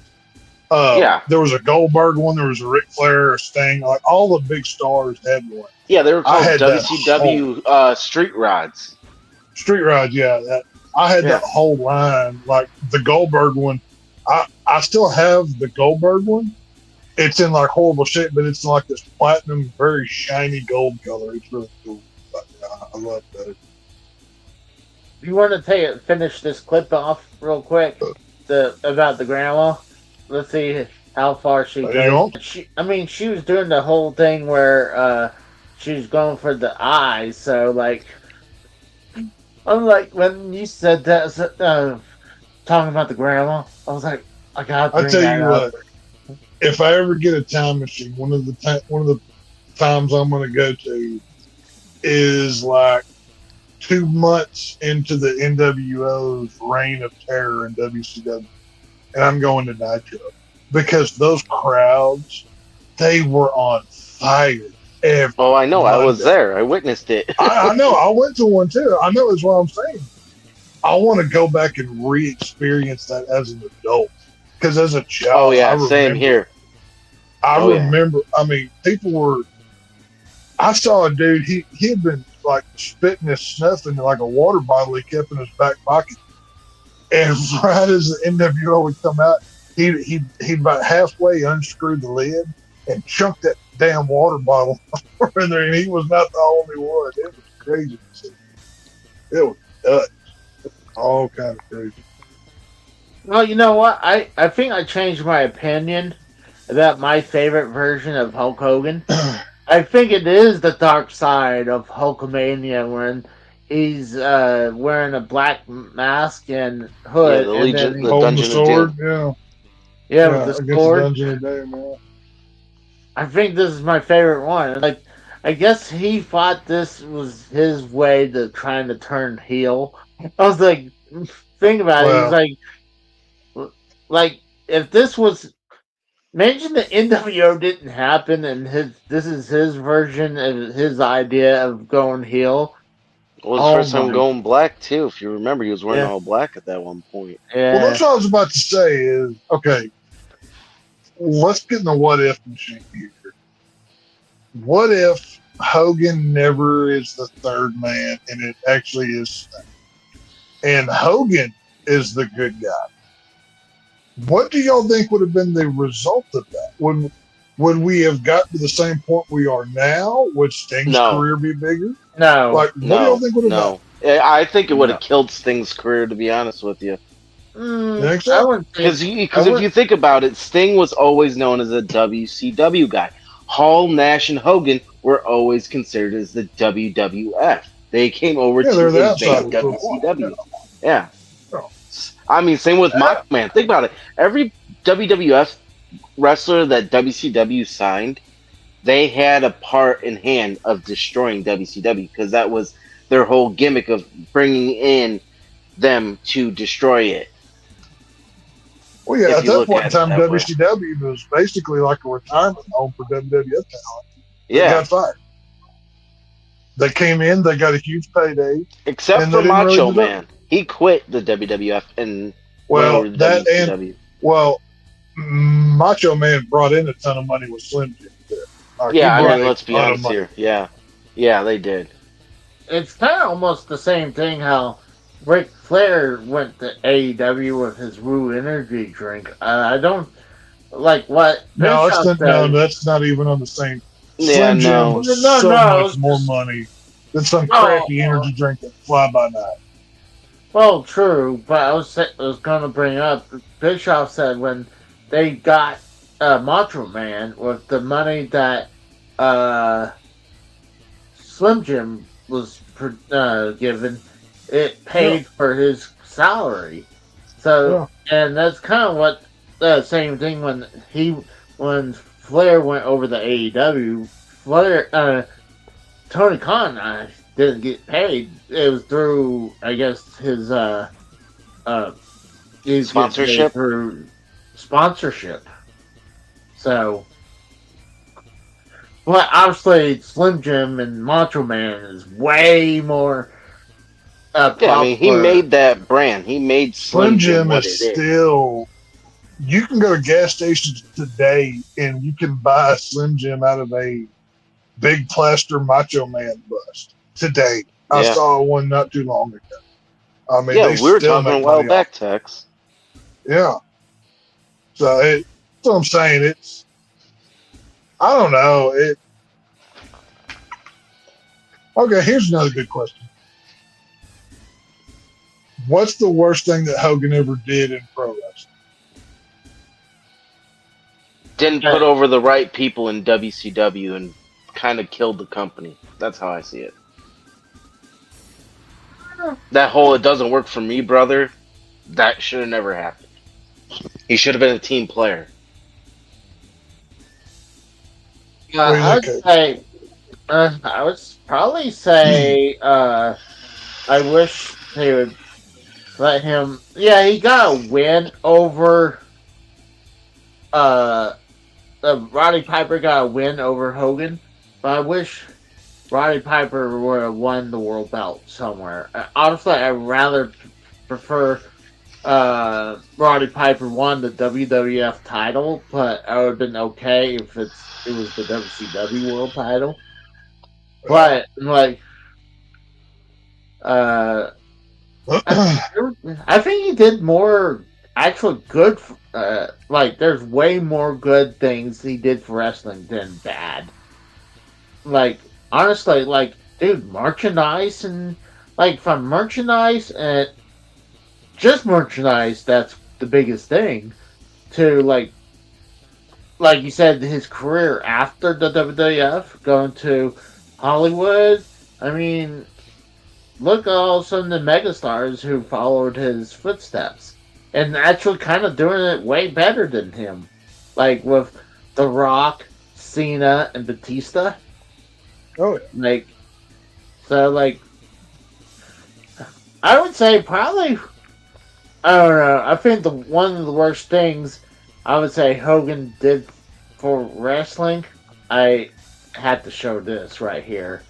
I mean, we didn't get much of this, but right here, Pastamania. First ever Nitro. I don't know. Number one for me would be not putting Sting over Claim at Starrcade 96. Yeah. That whole thing should have and not do the whole on the next night on Nitro they vacate the title and have to redo it all. That was so mishandled. God, I hated how that ended. 2, not having a match with Stone Cold Steve Austin, not being agreeable when he came back to WWE. That always bugged me. But yeah, Hogan, Rock was good, but could you imagine how much better Hollywood versus Stone Cold could have been? I always wanted to see that. But 3, we had to wait so long for the Hogan Flair match. By the time they got to WCW, they were both too old to really do a match, and they never came out of it. Like, Are you talking about Bash at the Beach '94? Yeah, that, like, when he first won the first title. Yeah, like the Flair Hogan stuff should have happened in '90. 4 years prior in WWF, but it didn't happen. This GS vlog says worst wrestler Hogan. He ain't great wrestler, except when he was a good wrestler and when he was. That's not true. Kratos is talking about it. Go watch his New Japan stuff. Hogan at one point was a tremendous wrestler, but he didn't have to do all the flippy jump 540s in the air, la-di-da, to entertain people. Yeah. If you don't have to do it and the crowd is going nuts, why are you going to kill yourself? Sure. Right. I mean, what is it, Kevin Nash's whole 5 moves of doom? That got him through a 20-plus year career.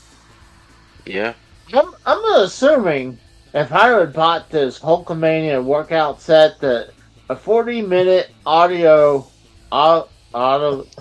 You should do that whole thing one time as a video. See, Casey, just because you buy it, that don't mean you'll look like Hulk Hogan. Just like. I'm assuming if I buy this and do the 40-minute video, that I'm not gonna look like Hogan. I'm not gonna have the arms and the body. I'm pretty sure, and it's not even the vitamins. I'm pretty sure there's some stabby helping him. So, right. Hogan was definitely on his vitamins, if you know what I'm saying. Oh my God. I'm just looking at the craziest things. You can buy the WWF Hulk Hogan camera. Like one of those, yeah, it says photo wrestling. Focus. That's horrible, man. That looks bad. Render Center with Hogan. I think no. Since you're talking about bad product, I remember the worst WCW product I had. It was marbles. Y'all remember marbles, right? Little glass balls that would have. Yeah. They had WCW marbles, and you had like one big one, and it had like the wrestler's face in it, and then like the rest of them were just like regular marbles. So if you lost the big marble that had Goldberg's face in it, then you just had a regular bag of marbles you paid triple the price. That was the worst product that I had.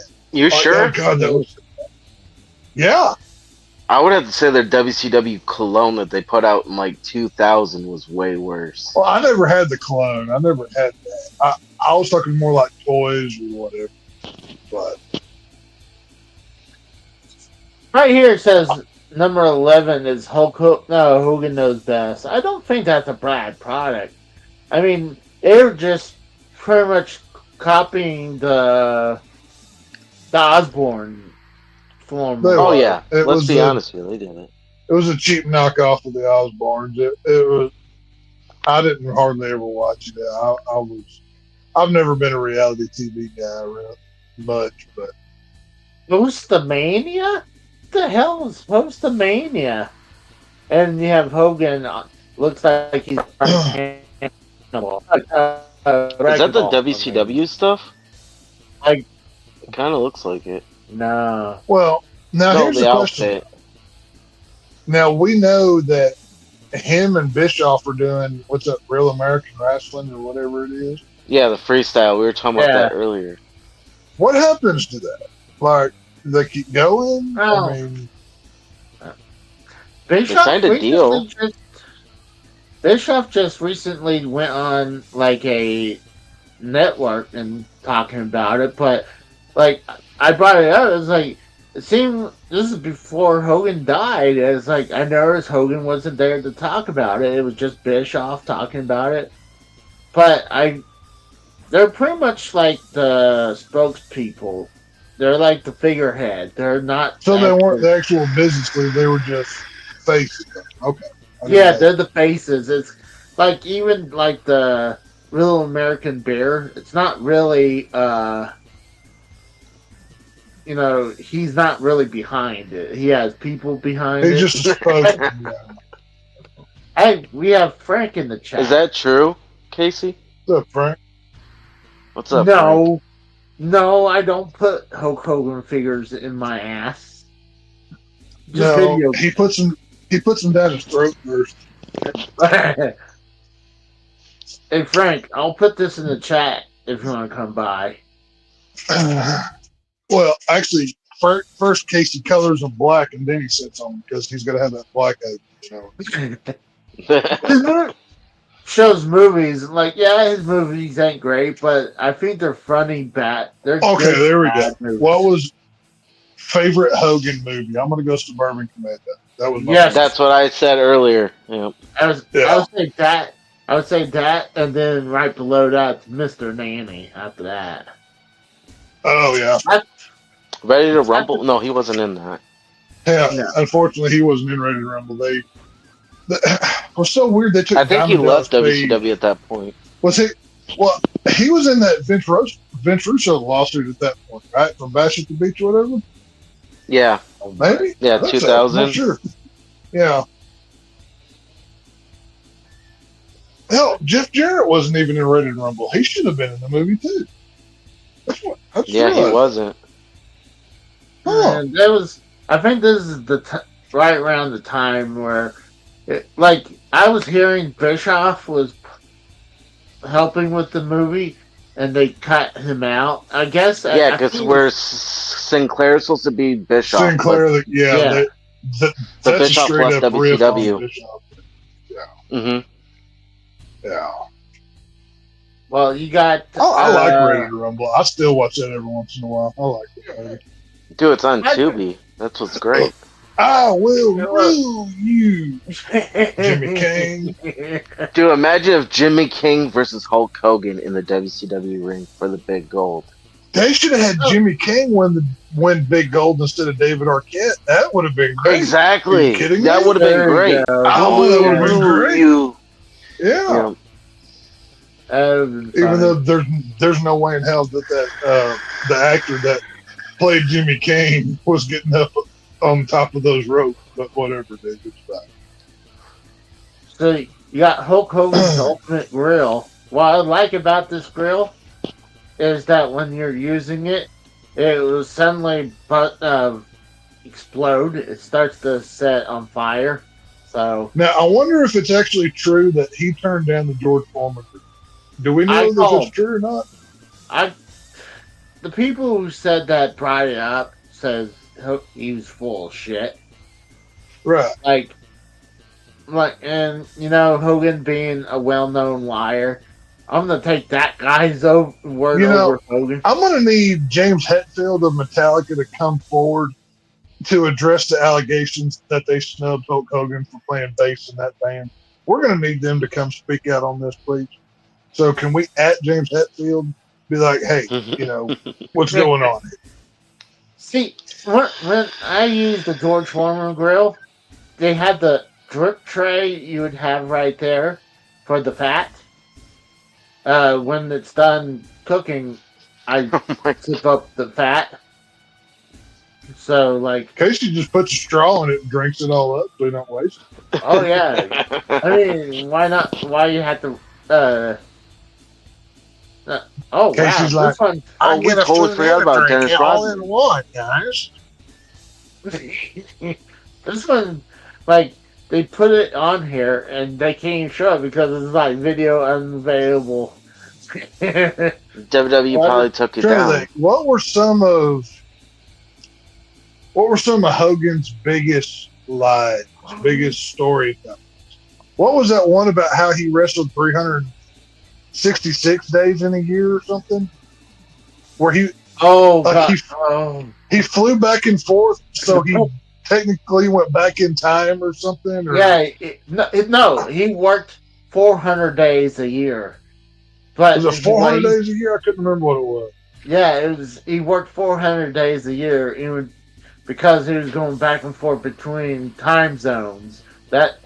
I didn't know there was that many days in the year. I think that one may be my favorite story he ever told. Oh, should look up like the best Hulk Hogan lives. I don't know that or well, see, there's that one. There's the Cincinnati Red story where they wanted him to play for them. There's the Metallica story. Yeah. No. I know.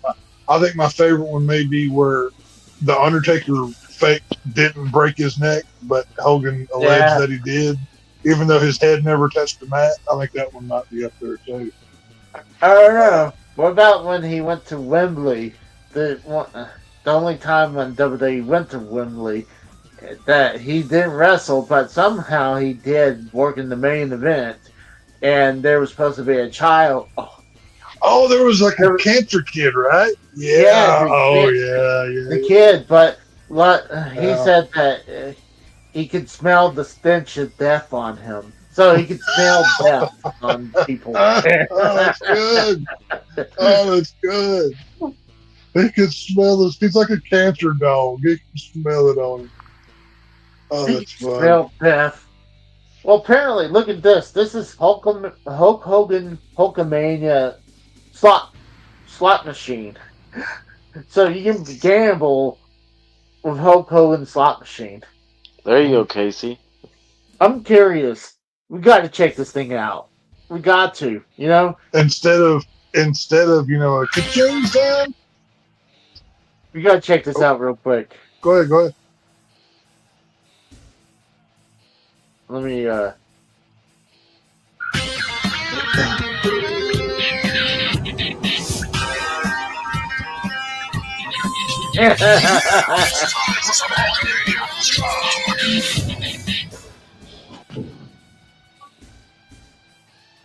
Does that make you want to gamble now? I'm pulling my wallet out right now. I'm in. I just remembered another Hogan tale. How apparently he was going to be like one of the best UFC guys ever, but UFC wasn't around at the time or something. There's a lot of it. Oh, do you want to drink his Thunder Mix where this is right when he's no longer on steroids? Where he's not as buff and built, but he still has arms, but you can tell he's no longer on the juice, but he's using Thunder Mix. I don't think I need Hogan Thunder Mix. I'm good, thank you. I'm pretty sure if you had a blender, it's kind of the same thing. I can have a blender. It's like, I got the Thunder Mix.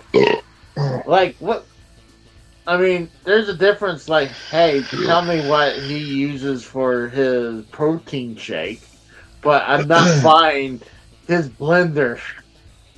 Now, do y'all think Macho Man was waiting at the pearly gates for Hogan to get there with a steel chair and be like, "Hulk Hogan, you've been putting me off for too long. Oh yeah," and then they're finally gonna fight. Do you think Macho Man finally got his revenge? Yeah, it'd be Roddy Piper. Time for you to be a man, Hogan. No, it'd be the Iron Sheik. Watch. It's gonna be a handicap match. Roddy Piper. No, it'll be Warrior. Triple threat. It'll be Fatal Warrior. Warrior, Macho Man, and Iron Sheik against Hulk Hogan at the pearly gates. That's gonna be the match. Look at this. You got the Hulk Hogan. God dang it! I hate these Hulkster cheeseburger. Yeah, Hulkster cheeseburgers, plain boiled cheeseburger on a bun. Why did they have to add on a bun? Like, don't you know you can order it without a bun? You know that. And then obviously they put number one as Pasta Mania. Is the worst product from Hogan. Once again, I go back in time. I'm eating a pasta mania at least once. Just say. Now I gotta find the many lies of Hulk Hogan. See, we're doing this and like we're having fun with Hogan, but obviously we don't wish him dead. I mean, we're still huge. He's already dead. We don't wish him dead. He's already dead. I'll just say it this way. Obviously, Hulk Hogan could spin a story. You know, he could tell a tale. But you have to keep in mind, this is a man who made a lot of money and made a lot of other people a lot of money by telling a story. So I have to think in Hogan's mind, he's just simply living the gimmick at this point. So. Yeah.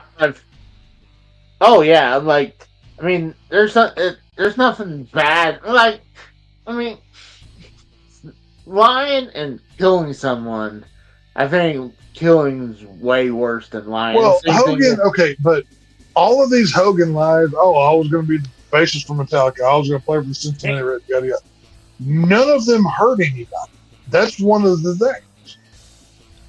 You know, apparently he was gonna have such a career anywhere he went. Like he was gonna be part of Metallica. He was gonna be. That's what I'm saying. But it's just he was gonna be president of the United States. Don't forget that. I think you also have to take. Well, you also have to keep in mind wrestlers are liars. All of them. Listen to. Mm-hmm.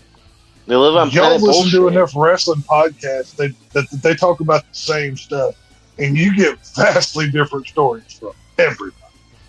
You can hear, Eric Bischoff tell a story about Starrcade '97. Listen to Bret Hart. Listen to this guy. Listen to this guy. Listen to this. Everybody tells a different version. So keep that in mind. So this is from the same people who did that previous one. This is 29 lies from Hogan. There we go. Let me see. No, not that one. That one. The many lies of Hulk Hogan. God dang. I think I need to get ad blocker because this is ridiculous. Or quit watching porn. One of the two. Yeah. You'll find a woman. She'll take care of this. See, I never heard of this one. Hulk Hogan rejects dinner invitation from Madonna and Cher. Like, no, I haven't heard that one. I hadn't either. Mm-mm. Well, given the fact, have you seen Madonna and Cher? I wouldn't want to eat with them.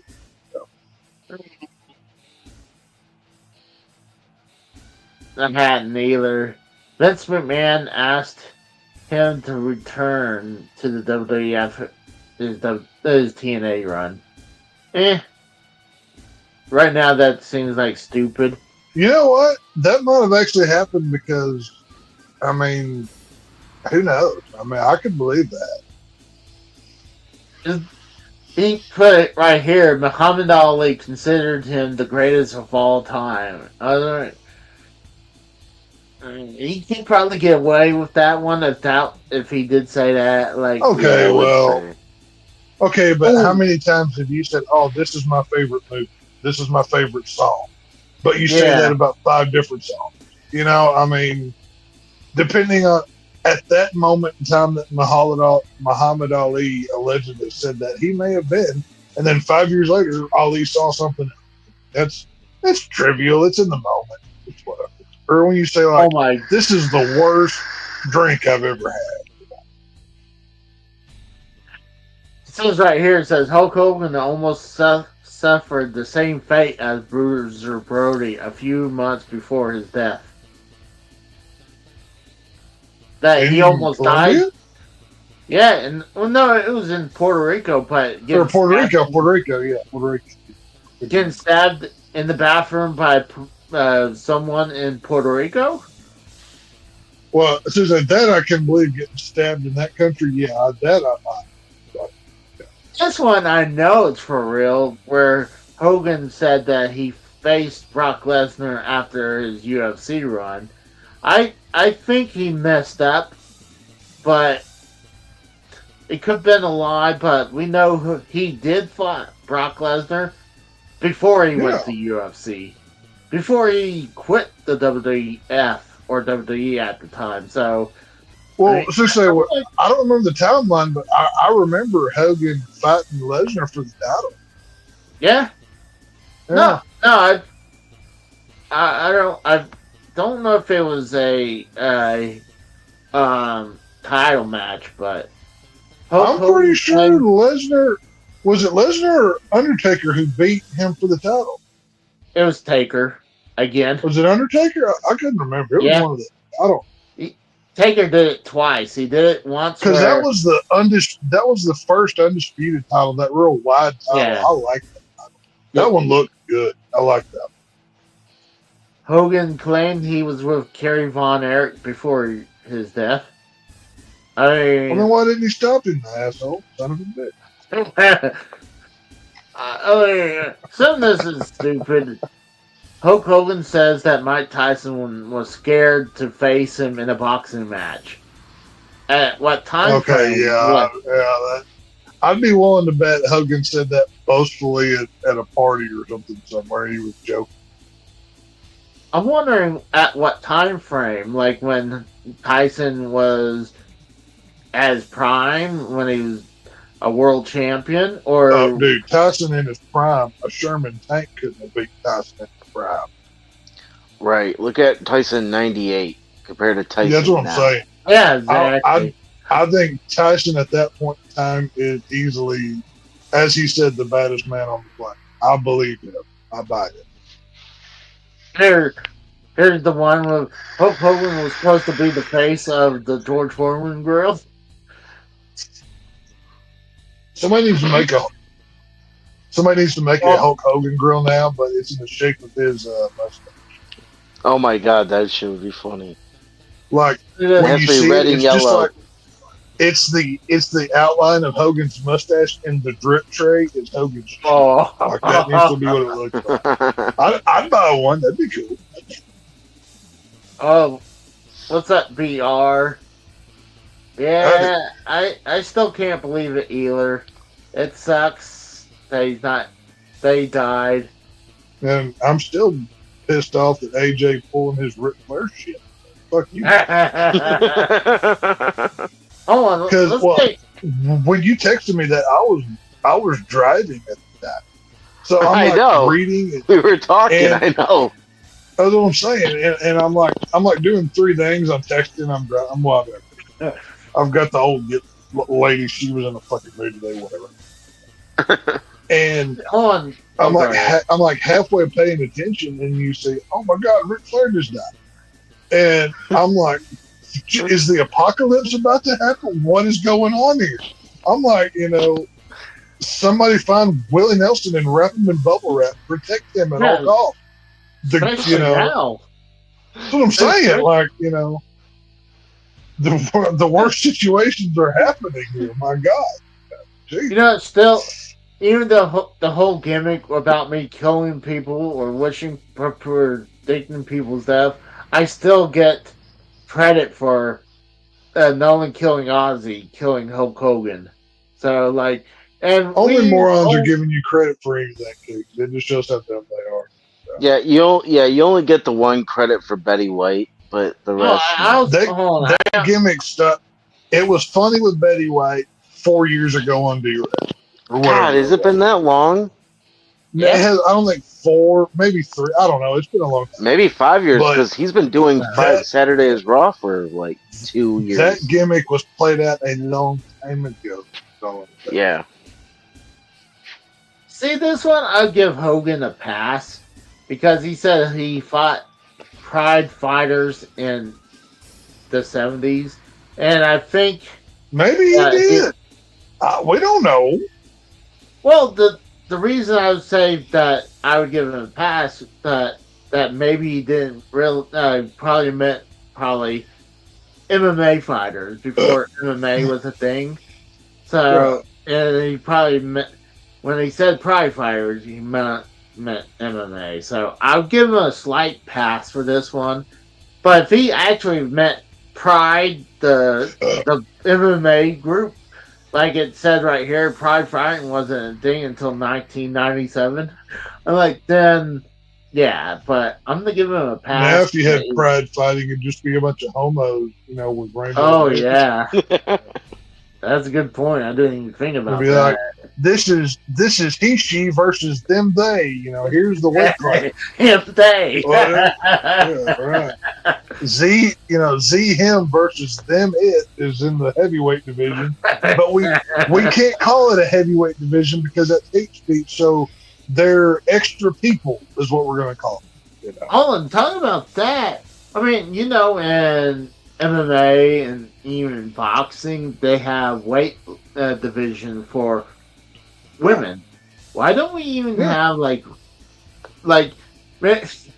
obviously you have Gunther, who's the world heavyweight champion. I forgot who's the women's world champion right now. But mention you call her the women's world heavyweight champion. They don't even announce their weight for the women. They're like. I think instead of announcing their weight, they should announce their bra size just to be different. Their measurements. I can agree. Be like, this is Alexa Bliss fighting out of a C cup against Trish Stratus out of a D whatever. I don't know. You just make it up as you go. Something like that. That would be awesome. Or their measurements, though. Oh, no. Instead of their weight, we announce their body count. That's what it is. Oh, my body count. Like, this is Charlotte Flair fighting out of the 542nd division. You're like, Jesus Christ, woman, how do you even walk? Whatever.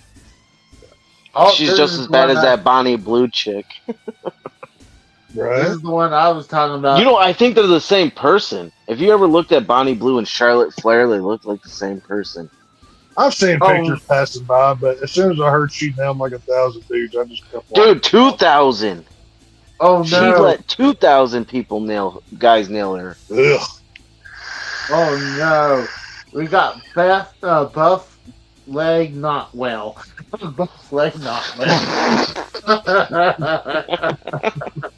That was good. That was good. You even put right here, rest in peace, right leg. Oh my God, that's fucked up. That is fucked up. But this is the one. I guess that puts the whole end of Buff doing that whole DDP yoga thing. Hard to do yoga on one leg, you know what I mean? Yeah. This is the one I was saying Hulk Hogan got front row tickets to a WWE show for a Make-A-Wish kid. Now, could he smell death on him? That's what I mean. He smelled death. Like, that's pretty... now, and that begs the question. If Hogan has his power, is the stronger the scent, the closer they are to death? Or how does his power work? I'm wondering... With his powers smelling death, could he smell when he was like, "Uh-oh, I know that smell, brother. Like, I think I'm dying, brother. I can smell." Well, that's the thing. Is it just Make-A-Wish kids that he has? Because like kryptonite only affects Superman, right? So can he only smell Make-A-Wish kids then? Or if he's just walking through Walmart and be like, "Oh my God, this place is full of it. Everybody run!" Something bad's gonna happen. Yeah, or he's in Walmart and he walks by an old man. Oh my God. That's what they did need to do in the next Final Destination. Instead of foreseeing death, somebody can smell its presence and then they have to run away. Oh my God. Speaking of that, so remember in Suburban Commando when the one guy, the dad, he shits himself and he says, "What's that smell?" He says, "Poopy. Poopy. He said, boo. Oh, here's him and Speaking of Suburban Commando. Yeah.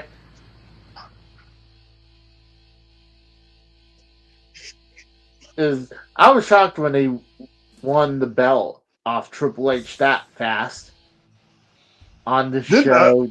Undertaker interfered in that, right? For this one, this is when Ric Flair interfered with a steel chair. I mean, I could be wrong, but I think at that point in time, there was I want to say it was a Triple H match where, like, Undertaker came in with a chain and hit Triple H or something, and then Hogan did the big boot and yada yada and whatever. I think you're right. I think I am. I guess Undertaker can't beat Hogan without someone interfering. Like he did it with. I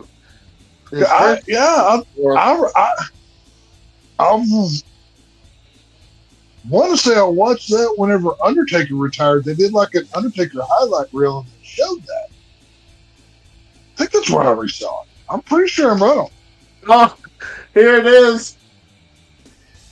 Hulk Hogan wrestled 400 days in a single year. Many wrestlers work 300 days plus a year. But, like, yeah, I heard that. That was funny. I was like, I can understand maybe he wrestled so many times a year, but you said you wrestled this. Do you think maybe he misspoke on that and he actually said 400 times in a year and they wrote it down wrong? I hear him now. Well, I mean, maybe the probably. Or like, is it on actual video of him saying, I wrestled 400 days in a year? I find the clip. To say, if there's not a clip, I think it's at least arguable that he meant 400 times in it. And we know that's possible because, I mean, how many times wrestlers, like, wrestled, like, they would say wrestled 2 times during the weekend? Yeah, that's what I'm saying. Well, lots of these guys, like, especially back in the day, they do, like, 2 shows on Saturdays and Sundays and, like, 1 on Friday. Hell, that's 5 in 2 days right there, or 3 days, whatever. But if he's like, I wrestled 400 days a year, like, but then again, let's say he did say that. Hulk Hogan said that, not Terry Bollea, brother. Oh, that's right. I mean, keep in mind. Oh, that's right. Right here, I remember this. Elvis Presley was a huge Hulk Hogan fan. He used to be a fan of him back in, Nashville, when Hogan, Hogan didn't debut until after he died. I was to say, pretty sure Elvis done croaked on the toilet before Hogan come around. But. So I'm wondering, with all the lies, do you think maybe Hogan faked his death? Like, think about it. Text. There was reports, or someone, I heard rumblings that they escorted Hogan out from the hospital into his house, like, to the point it was like, almost like the president, like, Secret Service kind of. See, I haven't looked into I haven't been home all day to actually look into this. Considering he just croaked, it's going to take a while for reports to come through. But I mean, anything's possible. I mean, now, if anything, I'd say Ozzy's family is pissed right now because nobody's going to give a shit about Ozzy anymore because Hulk Hogan just died. He just stole all. Yeah, he kind of stole his thunder, right? I was just son of a bitch. I mean, Ozzy got. Well, to be fair, Theo Huxtable died, and then Ozzy the next day. So he just did what Ozzy did. So, right here, he tried to one up his brother. Hulk Hogan could have been part of Metallica. Like I said, I think James Hetfield needs to come forward and address these allegations. I mean, it's not like James Hetfield's not in wrestling. Hell, he let Undertaker use, now that we're dead, for a theme song. So, And Sting, he's aware. Seek and Destroy. Yeah, Seek and Destroy. Yeah, there you go. Yeah. Oh my gosh. Seek and Destroy was good, but I still love He's a Man Called Sting. I love it. Yeah. One question for you guys. What do you think Hogan's last word was before he died? This doesn't work for me, brother. I'm going to say brother. I would say, for me, I think it's got to be, I smell my own death, brother.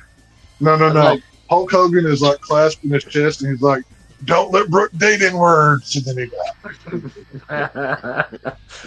Dookie. Dookie. Oh, yeah, that's what it was. It wasn't Pooh. It was Dookie. It was Dookie, yeah. Oh, God, that's fucked up. Buff Leg Not Well says, Linda Hogan paid tribute to Hulk by sucking a 19-year-old's cock. Oh. It's good for the 19-year-old. He gets the Hulk Hogan's old crusty leftovers. So I mean, good for you, I guess. Back then when the whole Hogan knows best, yeah, she looked good. Now, good God. At least go for Brooke. She's the younger one. Gee. Yeah. Oh yeah. Oh my God. I hate to bring this up. I don't know what Brooke Hogan looks like these days, but she used to be okay. I mean, she wasn't like, oh my God, drop dead gorgeous. She looked like her mom, but like 30 years younger. Exactly, I agree. I seen, you guys ever seen, this is right after TNA, his appearance there. He was on the beach with oh God. Just say it. What's her daughter's name again? Brooke Hogan? Brooke. Yeah. They're on the beach. It's not like we didn't just say her name like 5 times. I know. I just I blanked Casey's out. getting sleepy. I blanked out. No, he's not sleepy. His tism's kicking in. He can't handle it. He's got autism. I forgot. Hulk Hogan was putting suntan lotion on her, like especially around her butt area. Weird. Yeah, like, I mean, I can understand. Hey, her boyfriend comes over there and start lathering her up, but not your dad. Like, hang on a minute. I just realized something. Yesterday, WWE, who's in charge of the WCW YouTube page, they put up the main event of Hulk Hogan versus Vader on the WCW YouTube page, right? Mm-hmm. Highlighting a Hulk Hogan match. And then Hulk Hogan dies the next day? Coincidence, maybe? Karma's a bitch. You killed the company and we kill you. Brother. Oh. Just saying, did WWE telegraph what they were going to do by virtue? Oh my God, they put a hit on Hulk Hogan and they killed him. Maybe Vader's estate was it was that terrible Bash at the Beach match where it was in the crappy looking stuff. That was actually pretty good. That was good. Oh, the Baywatch crossover. I watched it. That was great. It was the scene where because Vader had his like elephant headpiece thing in the corner, and Hogan like bounces his head off of it, and you hear it go bong, and then Hogan wears it like prancing around. Oh, this is horrible. But, we're gonna see if we can get Dave on here. It'd be hilarious. I think, but yeah. I don't know what Dave's doing. He liked the tweet I did this morning, but Well, like I said, I think. Well, I heard that they escorted Hogan out from the hospital and they to the point where you couldn't they didn't. Oh shit! I say his name and he appears. He's in the chat and they say he just got What's home. up, Dave? He's like Joe Hendry. Casey, now say a big pile of money at Texas House. Just say that for me. See if it pops up. Big money at Texas house. Okay, Texas well, no, house. say it correctly, so maybe it happened. Autistic retard. A big pile of money at Texas house. I don't see it yet. I don't think your Damn powers it. will work. I'm shocked Thank he didn't put himself over and say Casey's house. Right. I don't want to be. Screw that guy. I'm going to take the money. I need more video games. I need more video games and cheeseburgers. Oh, like I said, you say his name and he appears. Here's David. Wow, thank God Dave Rose. the intelligence of this more like- conversation is going to go up instead What's of up, down. Dave? What's up, guys? It's more like Beetlejuice, actually. So it's not an if, it's how many times is what you said. Yeah, I have no control over it. So It's you're so- in the category of Candyman and or Beetlejuice. Gotcha.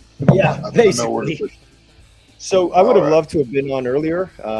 Obviously, it's big news. I see you guys have been going for 3 hours.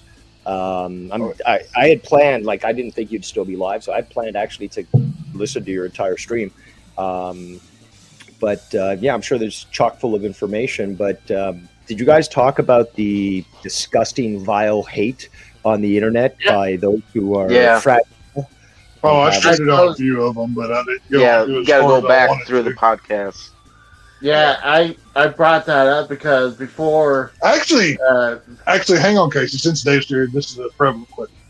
Since you're the AEW expert here. We obviously know that AEW banned Hogan for doing nothing, for just being Hulk Hogan. Number one, have they said anything? And B, if they do say anything, and for we're sorry you died. Would you find that hypocritical? I have not seen anything. There's been a lot of comments because I've been following social media while at work. And it has been noted by several that there's been no tweet so far that I've seen of AEW. Okay. And here's it's so funny. WWE is an entertainment company where there's no wrestling. There's a lot of people that lean towards the right. AEW fans, AEW has great fucking wrestling. The only company, it's not the only company, but it's basically they've got more wrestling than WWE. But their fucking fans are the softest, most SJW garbage out there. And it's such a contrast between the two companies. One has no wrestling, but fans have a level head mostly. And then you have AEW that has amazing wrestling, but their fans are troons, fruits, fags, and fucks. God bless you, Dave, bro. Just for that sentence. Thank you. But Tex, you are right. They banned Hulk Hogan from attending any shows because of what he said about 20 years earlier, and sort of ignoring the fact that people can change. But more importantly, is that what about all the people who are racist against whites? So that's fine, but again, the morality issue shouldn't even be discussed. Did he make wrestling mainstream? Yes. Nobody can take that away from Hulk Hogan. He, again, introduced wrestling to the mainstream.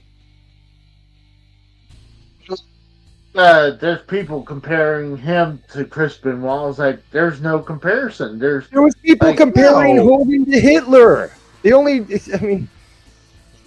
Hulk comparison. Hogan said the N-word. Get freaking over it, moron. It's a word. It's faux outrage. It's SJW style tactics, and some of these motherfuckers have said worse about Latinos, about whites. So and basically I said worse on here. So does that mean I'm banned from going to AEW? Oh yeah. We just hadn't heard, but you're like right under Hulk Hogan on that list. If I had gone to All In, is there a picture of me hanging on the wall? I'd be like, that racist right there is not allowed in our show. My God. Hold on. I got a question. Now Hogan's dead. Is his name crossed off that ban list now because he's dead? That's a good point. Which ban list? From AEW. They're like, well, we don't have to worry about him, so they X this person off that list now. So now there's another person Well, it's Linda Hogan is on top because she got banned as well. Right after that, so Why like, did Linda Hogan get banned? oh, she said something stupid, and they're like, Who hasn't said something stupid? Yeah. That's the funny thing is that people do make mistakes, and you know what? People have the right to like and hate whoever the fuck they want. Who is anybody to have to especially a wrestling fan of all things, the stinky fucks, Right. to be the arbiter of morality? There are black wrestlers that are saying, you know what, he might have said stuff, but you know what, you can't take away what he said. Leo Rush, for example, he's getting shit from black people saying, oh, you're a coon, you're this and that, and he's like, look, I don't agree with what the guy said in the past, but I'm never going to deny what he added to the industry. And like, what else did he say? He's basically saying that yeah, you can't deny what he's done. Right. I got a question for you guys though. Which one do you think he said more, brother or the N-word behind behind? Or words? is he using brother for N-word and he's secretly saying both? Dun, dun. Well, I've never heard him say boy. Well, that's true. I say it a lot. I'm not Hulk Hogan. But again, it's just so. Also, I needed to add that Leo Rush said, like, you know what a lot of people are saying, and he's a black wrestler. He's saying, like, people who are taking pride in this guy's death are disgusting. Doesn't matter what he's said in the past. It's just like his body's still warm, like, and there's people mourning, like family mourning him. But again, it boils down to what is usually called black fragility. At least for the black people that are hating on it. That, apparently, they can say the N-word all they want, but nobody else, in English, by the way, which is not their language, and then, nobody else can say it, right? So, Yep, pretty much. Well, that's unfortunately the world that we live in. We're having fun, but, I mean, to get over... Well, hang on, since Dave is here, I'm going to extend my invitation. Instead of a 21 gun salute, I'm going to be doing a 21 N-word salute where we say it 21 times in honor of Hulk Hogan. Just if you want to, you can put in like, I don't want blank family member dating, and then we do the 21 N-word salute in honor of Hulk Hogan. Just tell me when you're going to do it, so I want to... I'll make sure to tell you right after I do it. All right. You ready? All right, let's go.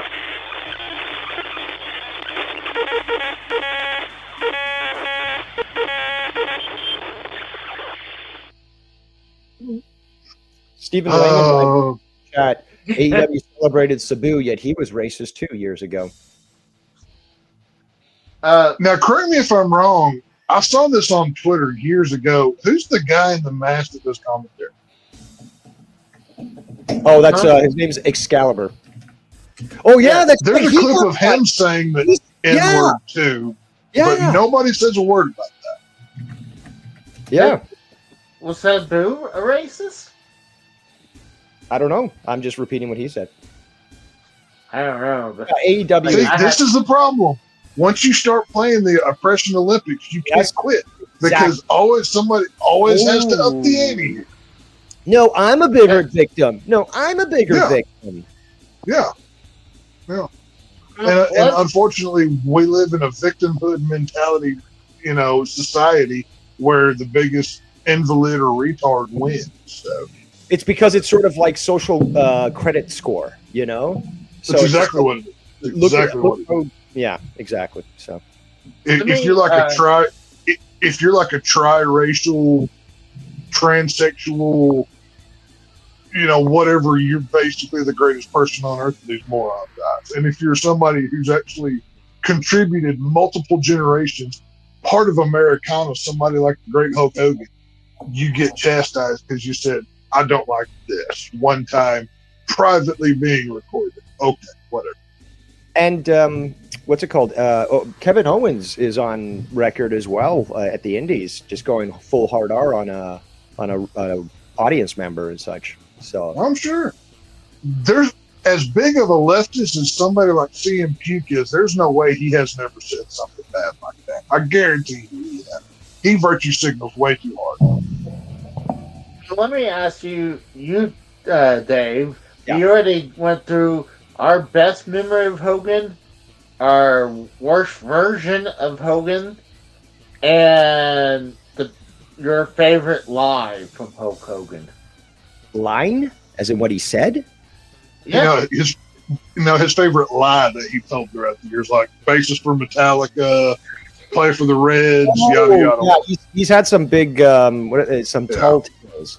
Okay, so favorite Hogan, least favorite Hogan, and lie, and best lie or biggest lie. Yeah. See, the thing is, WWF Hogan really influenced me as a kid. He was, again, I remember 1984, the first time I ever saw wrestling. It's one of my earliest memories. Kind of. I remember earlier, but okay. So I remember him with Blassie in the ring wearing white tights. Okay. So that was a long time ago. And like the WWF, Hogan really inspired me as a kid. Eventually, I started liking Macho Man more, especially when he face turned after losing the Intercontinental title. But I did like NWO Hogan, but I'm gonna have to go with WWF Hogan just because it had more weight attributed to it. Least favorite Hogan would be TNA Hogan. Okay. And biggest lie. Or your favorite lie. I call mine my so many favorite. great whoppers, though. That's the thing. Yeah. I honestly, I can't keep track, but I don't know. I can't say. Well, I went with the. Oh my god, this is funny, but I went with the sick child that was supposed to be at Wembley Stadium, where he was supposed to. Hulk Hogan was supposed to be in a match that never happened. He was not at Wembley Stadium for WWF, and before he went out for his match, he said that he can smell the stench of death on the kid. So he can smell death on. I saw one recently. No, go ahead, sorry. No, like we're starting to make a funny bit where now Hulk Hogan has powers of smelling death on people. Like, I can't remember. Go ahead. No. So, okay. Go ahead. Okay, fine. I saw Casey's favorite line is he interrupts Dave every time he knows. Yeah, it's his specialty. But yeah, so I saw literally yesterday. There was a clip from Undertaker on a podcast, and he was saying it was the first time he was going to do the tombstone on Hogan. And Hogan was kind of scared about it. And he's like, "Don't worry, I'll treat you well." And he's like, "Please, don't hurt me." And then he does the tombstone on a chair, but Hogan didn't even touch the chair. Right? It was just touch the ground, yeah. And then like basically he's like, "Oh, you got me, brother." Well, he was like down, and like they sent in like medics and stuff to take a look at him, and then he felt bad. Mark, the Undertaker felt bad. And then he goes back and watches the video and realizes this motherfucker didn't even touch the fucking chair. Yeah. I'm wondering if they had to call paramedics for them. Like, imagine, like, did Vince pay for the paramedics to show up, or did it want the trainers? By law, they have to have medics on hand. Yeah. To get the license for the athletic stuff, you have to. By the way, checking on AEW's Twitter, there's absolutely zero on Hogan. Nope. Well, at least they're consistent, because if they were like, "Oh, we're sad to hear news," that's hypocrisy that must be called out from the mountaintops if they're doing that bullshit. So at least they're consistent. I mean, I can't remember when Hulk Hogan was in the NWA, but NWA recognized him. Obviously, WWE recognized him, TNA did, and but I was like it's whatever. Like it's not looking good. Honestly, if I was Tony Khan, I would just say he was the biggest wrestler of all time. You don't have to be. He could be doing exactly what other people are saying. Is like him or hate? Like Tony Schiavone, actually put a tribute out on Twitter. But like a lot of people are saying, like him or hate him, you cannot deny that he was integral to bringing like wrestling to the mainstream, and then to just to pop culture in general, like you cannot deny that. So like it would have been like, and Steve Langenheim's correct. Like AEW is being hypocritical with this, and I'm again, see, this is something that Casey doesn't want to accept this, and some others, but like I will be absolutely critical on AEW and Tony Khan. Well, you're being fair and unbiased is what you're being. You're being honest. Yeah, I love the wrestling, but there's shit that I won't agree with. Nyla Rose should not be in the women's division. It's a man. Casey's only saying man to that because he wants to pretend to be a girl dude and try to touch pretty lady. He's only he's got the titties for it. I think it's more acceptable that's okay with that, but it's different. It's okay because he plays pretend so he gets to fight women. That's how it works for you, Casey. I think it's okay. But I mean, some people TNA had a title that was a intergender title, but it was called Digital Championship.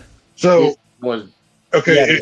If that's the case, any man that ever loses that title, okay, this goes back to the whole China when Stone Cold was going to have a feud with Mark Marrow, but like the week or two before, they had Sable beat Mark Marrow by herself. Stone Cold was like, "Why would I ever have a problem beating this guy if Sugar Tits over here can beat?" It raises a red flag. I've never liked intergender matches. A lot of the indies do have intergender matches. I don't agree with it whatsoever. Tex has a great point, is if you lose to a woman in one of those matches, it doesn't make you look good. No. There's some people if a 100-pound girl can beat you, a 300-pound man should not even have to take off his entrance. He should just walk in and blunk right on the head. You're dead. And here's another thing that I will comment is that AEW has had a lot of non-binary fucking rigmarole, whatever you want to call them, fucking rainbow people. Like you had Sonny Kiss, who was a flaming faggot. I forgot about that. And then eventually he started saying like, I'm whatever. He's like, you can call me a she, you can call me a he, I don't care.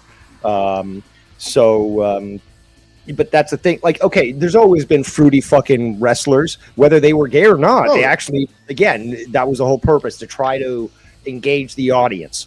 But in AEW now, you have Speedball Mike Bailey, who's non-binary, I guess, or I don't even know what fucking term he's using. You have RJ City. Apparently that guy's gay. Obviously, you have the tranny.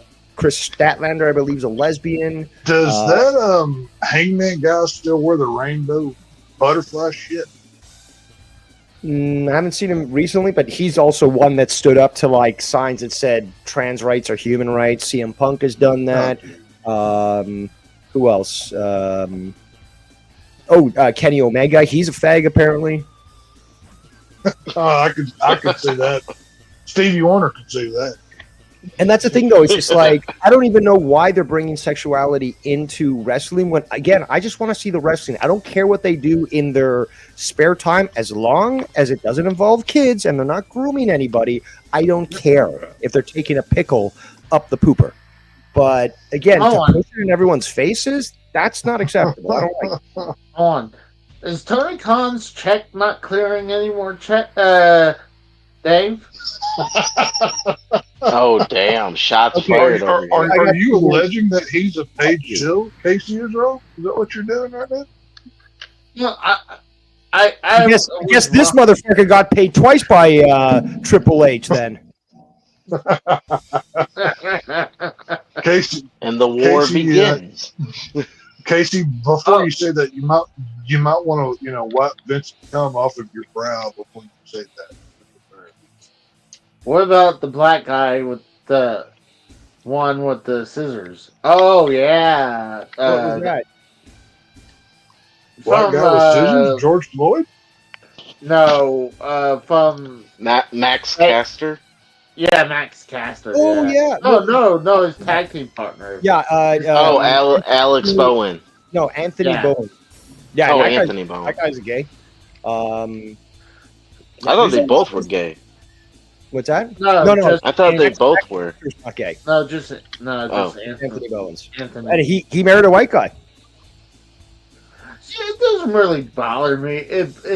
I think when like people said they're more than one person, then that's one thing. That's like, hey, I'm like, hold on, I just thought about this. We could use their let's say if they go buy a plane ticket, if they think they're more than one person, should they buy more than one ticket or are they trying to? Considering the size of most of these he/she-its, they need 2 planes. That's the whole difference. No, I'm just saying, it's like, hey, I think I'm more than one person, so when they want at least have not only the window seat, they can have the aisle seat as well, because like they're more than one person. But the thing is also, again, this has always been an issue since they've started pushing it, is that they're making sexuality their entire identity, right? Yep. And nobody cares for that. Nobody of right mind cares of that. It's just like, if really that's all you like, that's all you are, all your accomplishments, everything just boils down to you're gay, like, Well, it's just fucking retarded. us regular people don't need a whole month to tell you which hole we like to stick. We just go about our life. I want to throw this in. Meanwhile, veterans only get 2 days. Yeah. Right. I think 4th of veterans July. should be a whole month. The independence of an entire nation, you get a day. Gays, Just a day. since Meanwhile, you're you're degenerate, you get not just a month. Now you get a season.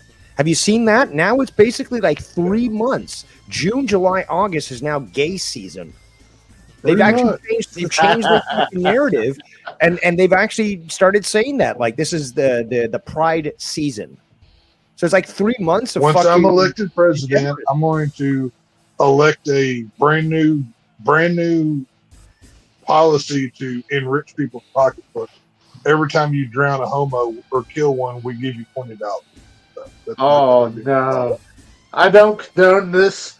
So it's hunting season, No. right? We could just go kill No, them. Casey endorses this. It's on his program, No, so Casey no. endorses it. Oh, He Yeah. fully endorses Yeah. this 100%. Yes. text $20.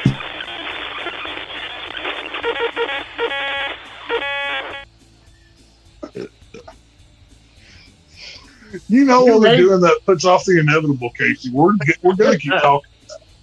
So, But Yeah. I want to give the chat, like, as in remembrance of Hulk Hogan, I want your guys' favorite Hulk Hogan lie in there, or Why? something. Yeah, lie. Didn't you I got Or- a better one. I got Booker T. No, not line. I You said know what? No, Thinking about that's it- what I'm going to thinking say about instead of all a the- lie. I think about all of these moments. I think my favorite Hulk Hogan moment is the one I brought up earlier about him on the stand in a courthouse saying, "Oh, well, Hulk Hogan has a penis brother, but Terry Bollea doesn't." I think Yes. that's the best Yes. thing that he ever. That was did. a good line. fantastic.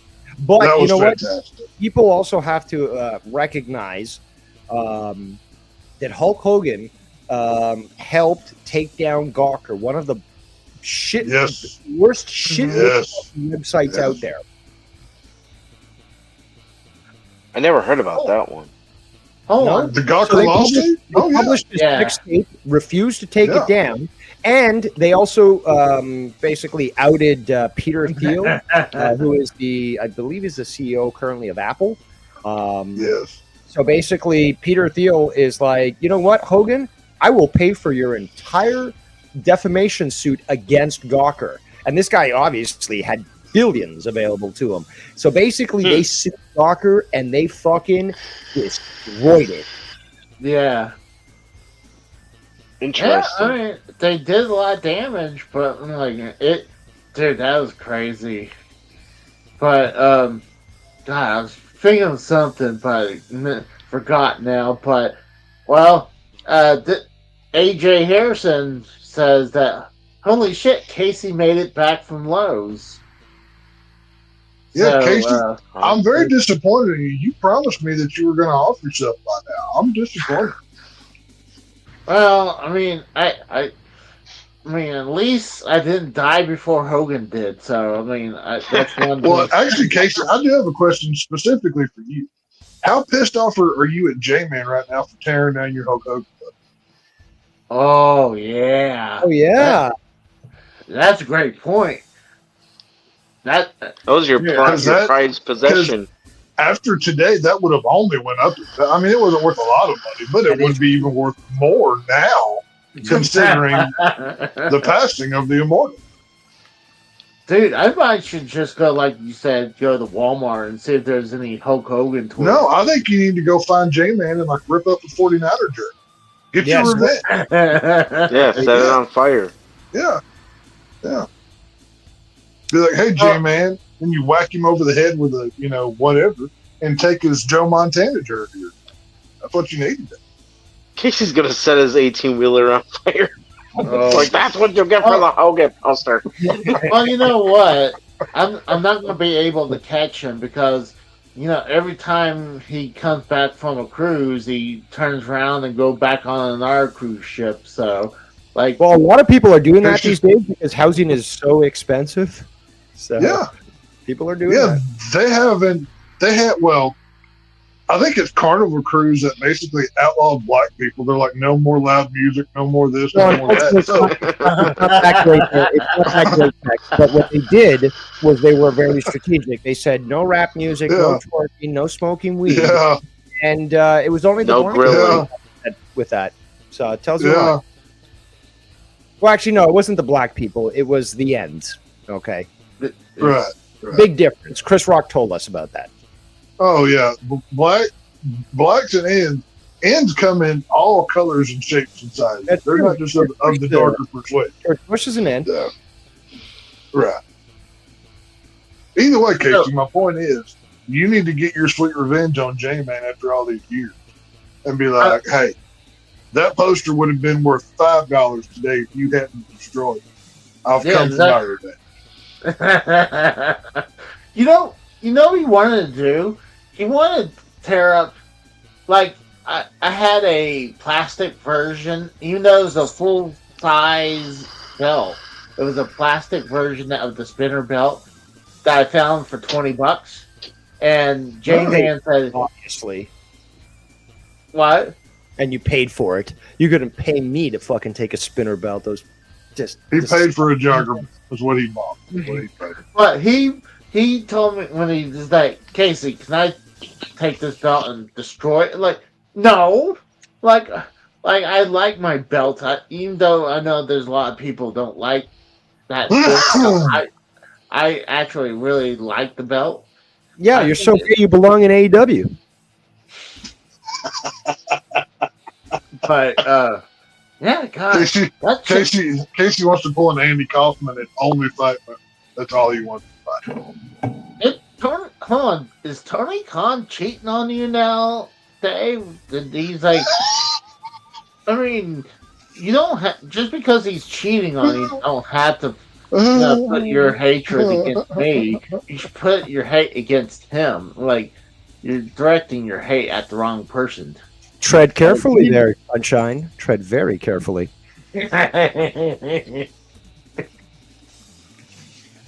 Well, I mean, See, the thing is, you've got too much fat in your ears to fucking listen to what I said. I've always said that I've been critical of AEW when it's required. I don't hold back. This is true. Just because I like wrestling doesn't mean I like the social shit that they fucking try to push. Anybody with a trans flag coming in there should be fucking sent to the camps. I agree. Does this mean you're coming to the WWE side now? Are you gonna? Well, see, WWE is geared towards people with a 9-year-old mentality, which you know, is perfect for you. So no, I like the wrestling. Okay, that's it. That's what I like. Pro wrestling. There you go. X brought this up earlier. Imagine if Hulk Hogan never existed. What do you think wrestling would look like today if Hogan was not here? Would never again. Rock and wrestling, the rock and wrestling era, is literally what brought it to the fucking mainstream. It is. When you get all these celebrities, huge celebrities promoting it, and then they have WrestleMania, the first of its kind. You know, thanks to Vince McMahon, which a lot of people are also hoping he dies. It's like real morbid shit. Like it wouldn't. We've never ever. We wouldn't be talking today about it if it wasn't for fucking Hogan. That's a simple fact. Yeah.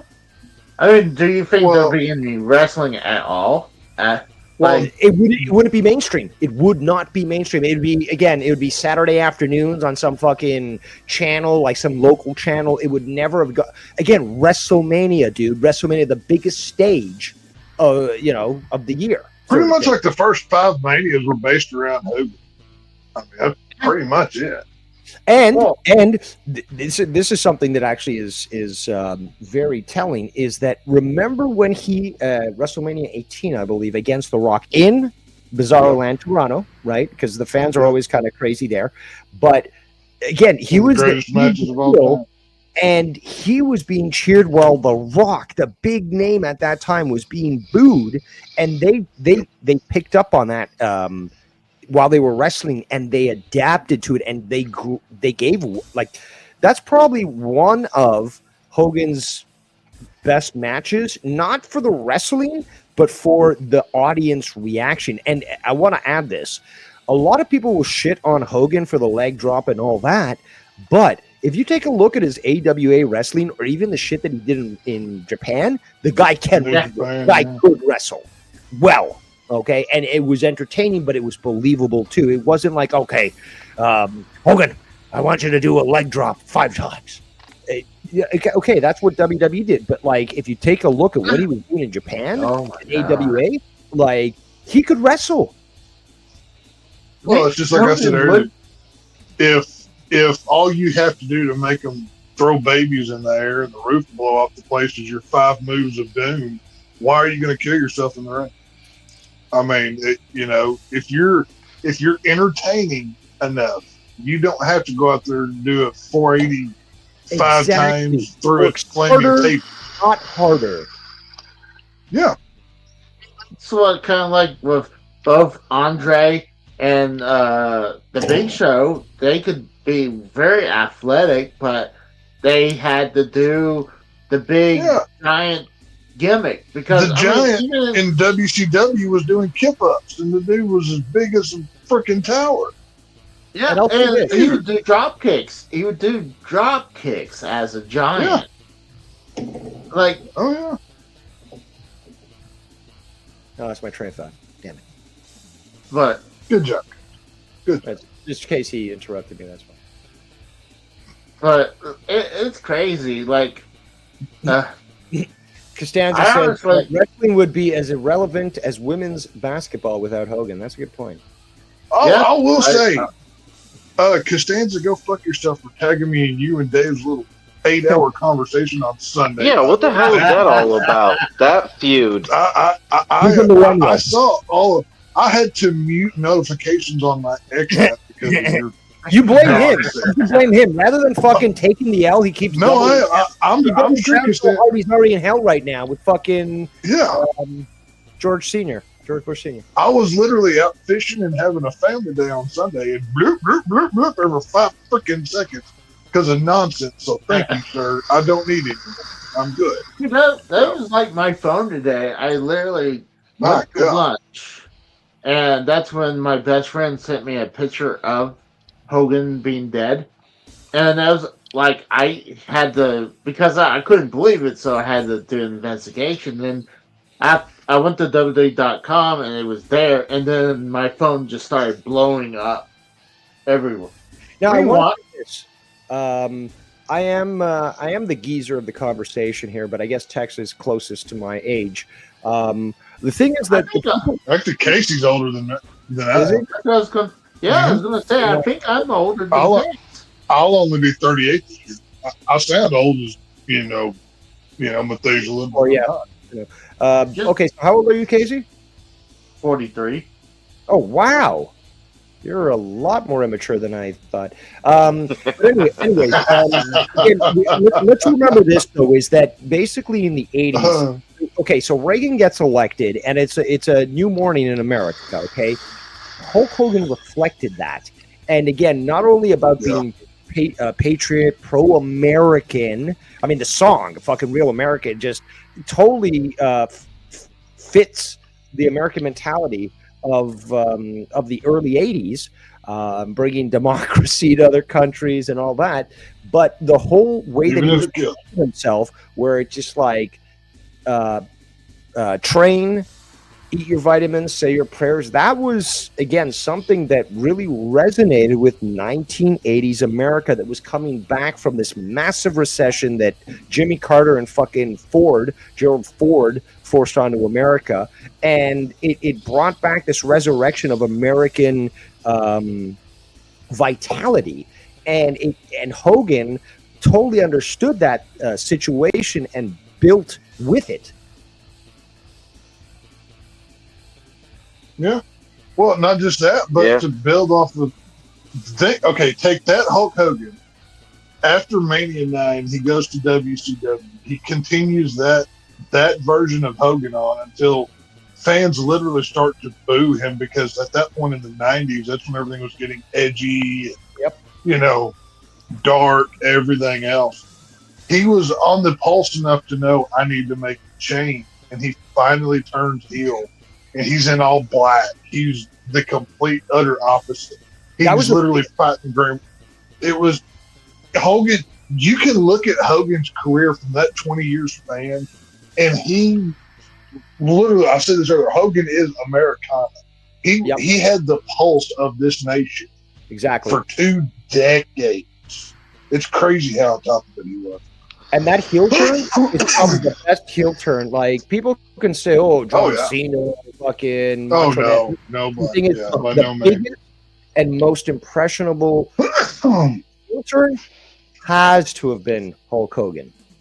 Nothing, and again, it was such a surprise, and it changed wrestling, and it forced WWE to finally improve their product. Because what did they have there? The new generation, fucking clowns, fucking the garbage man, repo guys, hockey players. Yeah. And they finally said, shit, our audience grown up, moved to WCW, because that's where the edgy shit is. And now we've got Hogan, who we told him he was too old to wrestle. We didn't want him there no more. This guy fucking does a heel turn and has reinvigorated his career, and now is forcing us to improve our shitty product. Yep. Only to come back 9 years later at eight WrestleMania 18 and have one of the biggest matches ever, where him and Rock stand there for 5 minutes just eyeballing each other and looking at the crowd, and the place is about to explode. They've had to do nothing, all because of proper storytelling, actual star power, and aura that few have ever been. And I just read this on Twitter. Reverend Damian Thaddeus Jones, his Twitter address or name is @NobleNegro. He said, "Oh, nice." Well, see, it's a very interesting tweet. I think it puts things into perspective for the retards. He says, Hulk Hogan was not a perfect person, but neither are you. Hulk Hogan is a global icon, unlike you. Hulk Hogan surrendered to Christ and will be in heaven. Many of you are judging him for one mistake. He will be remembered for all his positive impacts on millions. So even the blacks like him. Not the ends, but the blacks do. Now, has the Iron Sheik tweeted out anything? Well, the account that runs it did. I believe he showed a video where they were like hugging or something. And obviously he's dead, but he did play. Right. He played his character. Like the Sheik didn't stop playing his character, but the truth is that they were friends. He did talk shit about Hogan, but the fact is that they were good friends. Behind the scenes. But again, a good wrestler doesn't break kayfabe. And even like George the Animal Steel, the guy would always act like the fucking animal. Even though this guy was actually extremely intelligent, could have a very good conversation. So again, the Iron Sheik played his part till the end. But the account did show today that, there were good moments between them. They didn't hate each other. Well, I'm gonna get out of here. I gotta go to work in the morning. But I do want to close this up by saying, obviously, thoughts and prayers to the Hogan Bolea family. All the memories. Without hope, none of us would have the lives that we do or the childhood that we did. We would have never met. No, none of us would. True. If not for Hulk Hogan, we would not be here right now, literally in this moment. So, thank you, Hulk. You're in the wrestling ring in the sky with Scott Hall and all you buddies. Andre's there and everything else. The Mega Powers have reunited. The Mega Powers have reunited, and hopefully, Macho and him are fucking each other right now. So, thank you, Hulk Hogan, for all the memories. And it's been a fun ride. So, long live Hulkamania. That's all I can say. Have a good night, Tex. So, y'all have fun with your show. And Casey, you better be dead by Saturday. So, I'm expecting or you should have a lot of money in your bank account. Or either way, you figure it out, Casey. But y'all have fun. So, see y'all later. See you, Tex. Work with people, though. Maybe you can only summon people, not money. Yeah, maybe it is just people. Wow, this week has been fucked up, Dave. First Ozzy, now Hogan. Wow. And only 2 days apart. And then there's this new guy, not a new guy, but there's a guy I'm not aware of. Apparently he was a voice Theo? actor. Yeah, I think it's Theo. I don't know, but yeah, he was on from King of the Hill, and he was some sort of trumpet player, I think. I don't know. He was a jazz musician, from what I heard. Saw his name listed as somebody who died today. I think he was 84 or something. So yeah. Did Tex said he had to go, or yeah, he had to go to work. Now one thing is that Hogan died at 71, but let's consider this: he did a fair bit of steroids. There's that. And that affects the heart. He did a lot of damage to his body. Okay, and even in his last couple of weeks, he was having some sort of medical issue and stuff that he was going to the hospital and so forth. But 71 in wrestling years is like 150 in human years, So, like, the fact that he even reached that level. Oh, I agree. Same thing with Ric Flair. Like, we need to, it's like Tex said, we need to bubble wrap Willie Nelson. So, like, I think we need to start wrapping up people in bubble wrap with, Arnold Schwarzenegger, Sylvester Stallone. His dad was a Nazi. Cancel him. Also, Arnold Schwarzenegger did say during COVID, "Fuck your freedoms." So we shouldn't forget about that. Well, I mean, do you have anyone you want to make sure? No, we gotta protect them and make sure they don't die in this pandemic that we're happening with these legends dying. Oh, just right now, or just in general? Just in general. Me. That's debatable. Shots fired. I mean, of course. I mean, I don't want you to die anytime soon. Well, okay, so there we go. You asked my opinion. And do I have to pick again? That's what I was asking. Do I have to pick a wrestler or something, or? No, but I didn't assume you meant you're going to choose yourself. I mean, someone's thinking about themselves, apparently. But I'm being given the option. Like, who do you want to live? I kind of like living. You know, can I choose me? All right, Dave. I'll get you a small. Else. I'll get you a small sheet of bubble wrap. Not a lot, but I'll get you $1 worth of bubble wrap. You just have to make bubble wrap. I just need thoughts and prayers. That's it. Save that bubble wrap for your games. Oh, I've spent hundreds to thousands of dollars for those. Wrap those up really nice. But I don't know. It's definitely pretty fucked up. It sucks. Who wants to vote Dave to live? Sound of crickets. Oh, I thought for a second. Who votes for Dave to live? Sound of crickets. Now, see, my voice will overpower everyone else's. It's like a trumpet. So it ain't crickets, buddy, that you're hearing.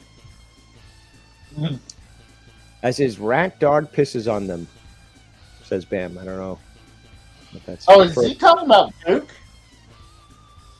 I guess he's referring to your dog pissing on your games. I'm surprised he hasn't done that, or do you keep it out of reach for the dog? He actually did. One day I was... And you didn't donate him to your local Chinese restaurant? Let me guess. No, I love him too much. I can't look at him and stay mad. It's impossible. Well, maybe he shouldn't have. I don't know. Maybe why did he piss on the games? Was he trying to get your attention? Was he jealous because you're always playing? Always playing and losing at them, or what? Like that you hadn't let him out for a piss that day? Well, the only time I don't do it is when I'm not home. Anytime when I see him by the door, I'll walk him. I just said the word, and he's looking at me. He's like, "Oh, we're going outside." He's actually quite smart dog. He knows certain words. So certain words I can't say without him responding. I understand. You can't say walk or snack or whatever. Yeah. Oh, I swear to gosh, I'll be calling for him to. He's like, "All right, Duke, let's go to bed." And he doesn't want to just go. But the rustle of a bag full of food, he'll come right out. Any rustling of food brings them running. Come on, man. I'm a dog guy. Hold on, this dog. One time, I had a plate of wings, and I had to go use the restroom real quick. Come back where there was a spot where a wing was. It was missing.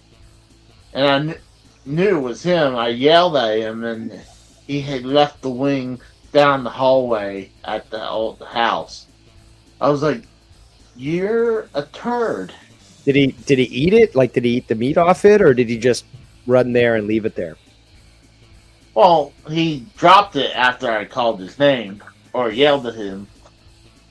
But so what'd you do? You picked it up, took off the hairs that were on the chicken wing and ate it, or did you just say, "Okay, kiddo, here's the meat"? I believe it. He probably did eat it. No, I probably got rid of it. My mom. So you didn't give him the meat at least? Like, you gave it to your mom? No, Oh no. I was gonna say my mom said that those bones are not good for him. So that's why I said, did you take the meat off? Because they can choke, especially a rat dog. They're small. He's not a rat dog. He's a rat dog. He's a rat dog. Rat dog. He has Chinese food. And anyways, so basically, I know they can't eat bones, as any normal dog owner should know that. Rat dogs can't. And you should have pulled the meat off and just give it to him and not wasted that food. Because obviously he'd already had that taste. So you'd be like, okay, I'm not rewarding your criminality, but I still love you. But there are dogs that can eat chicken bones, no problems. Like Cane Corso, Dogo Argentino, Rottweilers, they can eat that no problem. They can like break those bones up. But he's not a rat dog, though. He is a rat. Okay, so what's he is a rat dog. What? Because it.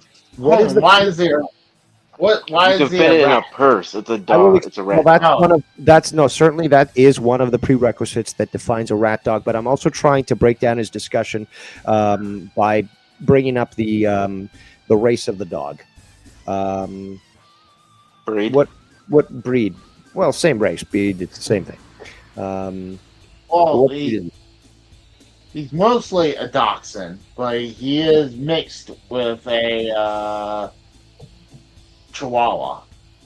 And there is the key that I knew was going to help me with my argument with that works with AJ's as well, is the fact that you chose the rattiest of the rat dogs, because Chihuahuas are the rats, ankle biters. And here's the thing, though, is that similarly in Peru, for example, they raise guinea pigs and then they eat them.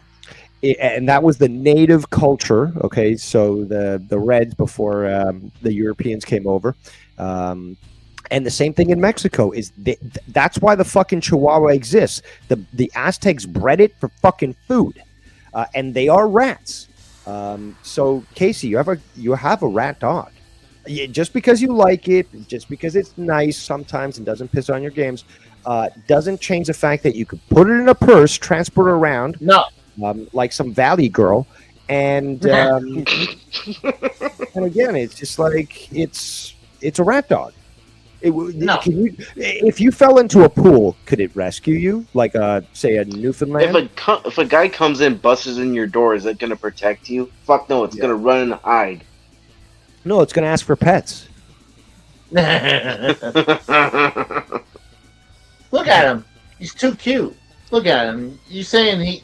Look at him. It doesn't matter if they are cute. And what's it, Dachshund, you said? It was part Dachshund? Dachshund, whatever it's called. It should be called Dash Hound. By the way it's written, those fucking Germans trying to trick us. But those are cute dogs. Very cute dogs. But you mixed it with a rat. You mixed it with the Mexican rat dog. But look at him and call him rat dog. Look at him as cute. Look at his face. That's the Dash Hound is what gave him that cuteness, not the rat dog, not the Mexican.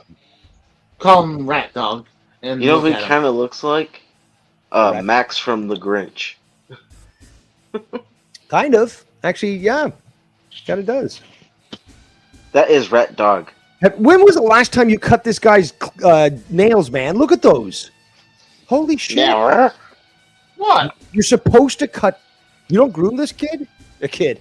See, that's why I love dogs. Because it's just like... Now, I don't see them as kids, but it's just like, that's another being there, you know?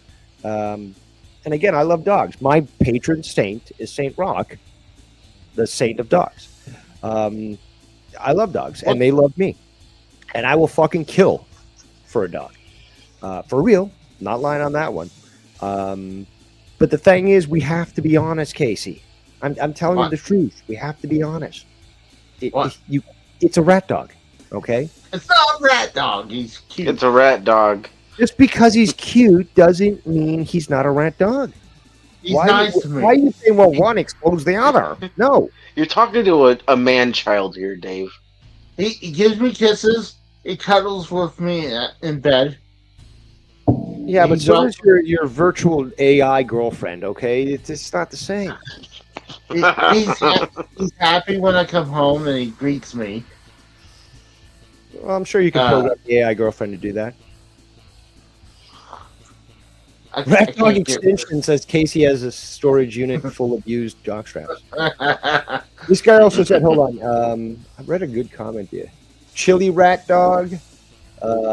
Casey's a pillow biter. Oh shit! He said rat dogs love chocolate. Oh shit! That's not a good thing. Oh my god, damn, that's funny. Bastard doggy. I don't think he's a fan of your. I like your dog. But again, I'm just saying, like call the R word what it is, okay? You know what I'm saying? rat dog. Rigor. Rigor. But it breaks my heart when you guys say that about him. But why? We're not saying he's not a lovely dog, that he's not personable, that he's not cute, that he doesn't provide affection. We're just saying that his genetic makeup needs to be recognized for what it is. And in fact, America should be having that conversation, if you know what I'm saying. But again, the breed or race is important, Casey. The breed makes it a rat dog. It's not a rat dog. But Chinese food. It's circular reason. No, Santa's real. It's time to grow up, Casey. It's time to grow up. AJ Harrison said Casey has a heart. Yeah, it's currently inflamed, and he should see a doctor about it. Yeah, it's called acid reflux, Casey. In fact, after you were asking about fucking the bubble wrap, maybe we should cover it on you. Hogan died, fucking Ozzy died. You know, do you have a will? Do you have a will ready, Casey? I would suggest you pay the money for that. Make sure that collection of beautiful games doesn't go to the fucking government, because they're going to take it. And either they sell it off and fucking make lots of money off your ass, or the employees themselves will steal it. I can promise you that. That's how they fucking work. For real. There's been times where the government gets involved with like people who die. They didn't leave anything to anybody. The government has to work that shit out. And it's like, okay, we got to put this in storage, and then things disappear. I would not like to see anything in your collection. Maybe that fucking one of those shitty belts that you got up there, the bad rip-off belt that you got. Fake Chinese. Yeah, well, I think it was the big green that was just like, dude, that's the worst fucking reproduction I've ever seen. But like, for the most part, I don't want to see your shit taken by the government or anybody else. I want that to be given to me, really. So write me in your will, and I will at least ensure the collection. Well, I don't think it would cost much, honestly. If you add it to your house insurance, I don't think the only cost to you really would be to do an assessment on the total cost of your or value of your collection. Once you pay, because you have to pay a professional to do that, but once that's been done, you just tell the insurance, okay, I've got something of this value. The premium's going to rise, obviously, but it's worth the convenience. There's another word for it. I'm kind of stoned right now. AJ Harrison says I should name the dog Master Splinter. No, he's calling it a rat. He looks like a rat. That's why you say it. You should call him Splinter because he looks like a rat. Yeah, it's a very funny joke. I'm surprised it took you so long to get it. But no, hold on. Doesn't he have two names? You said it. You call him Duke, but what's that other? Yeah. But you call him something else sometimes. Well, that's his name. What's his name? He's got many nicknames. Okay. Now we're getting into it. So, because you try to contradict what I just said. So, okay, let's go through his aliases. He got a bunch of them. Like one is Duke. Said that already. Could you stop being mellow and just tell us what those things are? He's the rat. He's the. I call him the turd sometimes if he does something, or the turd burglar.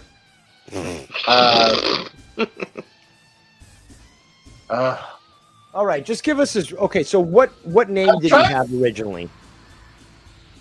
Duke. Okay, and then there was another name that you were calling him. I thought it was Dukas. But was it Dukas? No, that's what Casey's always called him, was Dukas. I like to call him Dukas, but no, I call him, his name's Duke.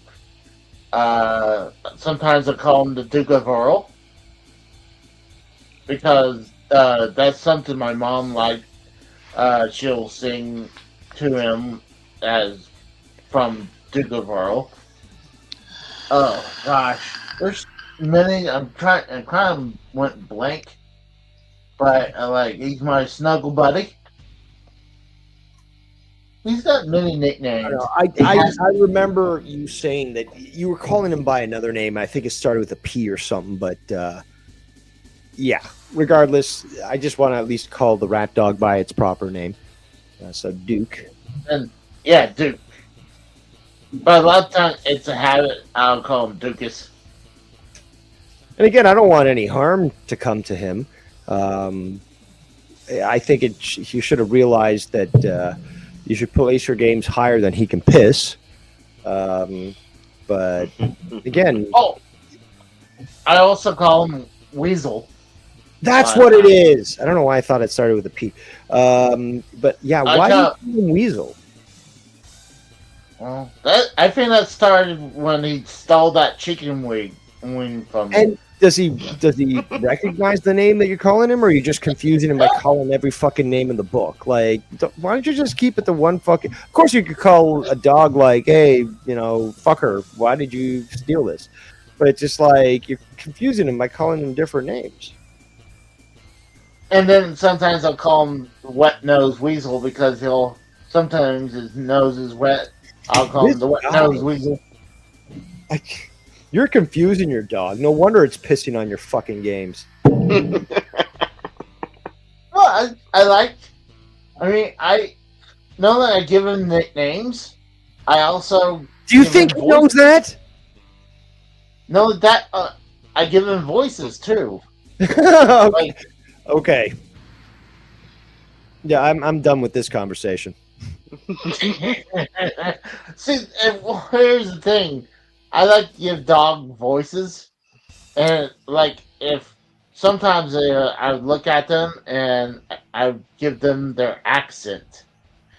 And how can you be so bored with all those video games around you that you're giving voices to dogs? Not bored, but I don't know. I just look at him and I kind of it seems like this is what his voice would be if he could talk. So that. There's several of them. Casey, do you know? What do you think? Okay, let me ask you this. What do you think people will think after you said that about you? About what? About that you give voices to your dog, and you wonder, well, this is what I think he would sound like if he was speaking. Although dogs can't speak, humans can. So, it's kind of like it would never happen. And I think that's not the worst thing people ever done about it's worse. But I've seen some bad things. But, it's just something. I'm a big dog person, and I don't know. It's hard. But I'm a big dog person. I've never given a dog a voice. I'd rather than just fucking try to if you try to have a conversation with a fucking husky, woo, woo, woo, woo, and they're annoying as fuck. All right, they will talk back. So let me ask you: do you give your dogs nicknames, or is that something that I would just do? I don't have a dog right now. I hope to at some point in the future, but no, and I wouldn't do that. No, I wouldn't give them nicknames. I wouldn't confuse them. I think you just don't like dogs as much as I do, apparently. That logical point doesn't make any sense at all, or I should say that illogical point. Again. I've known many dog owners as well, and I've never heard of anybody giving their dog a voice. I've had many of dogs I've never gave them voices. And I've never had many nicknames for them either. When I was a kid, I had what do they call puppets, right? A couple of puppets.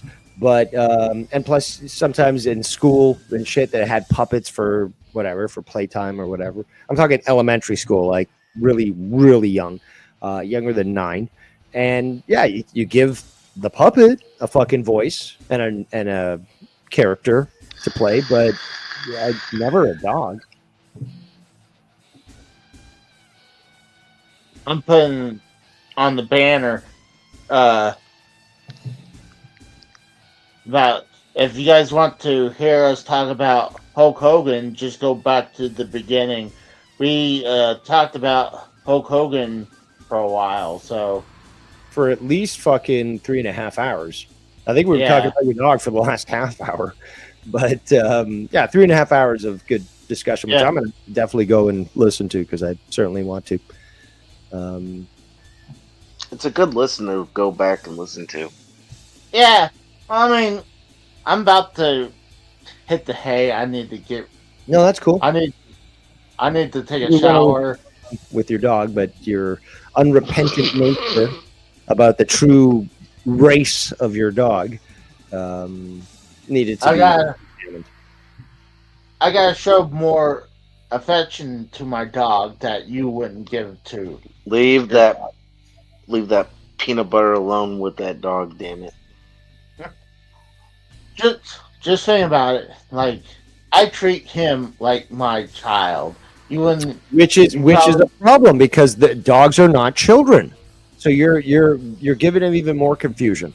Dogs are not children; they are your companions. You are the master.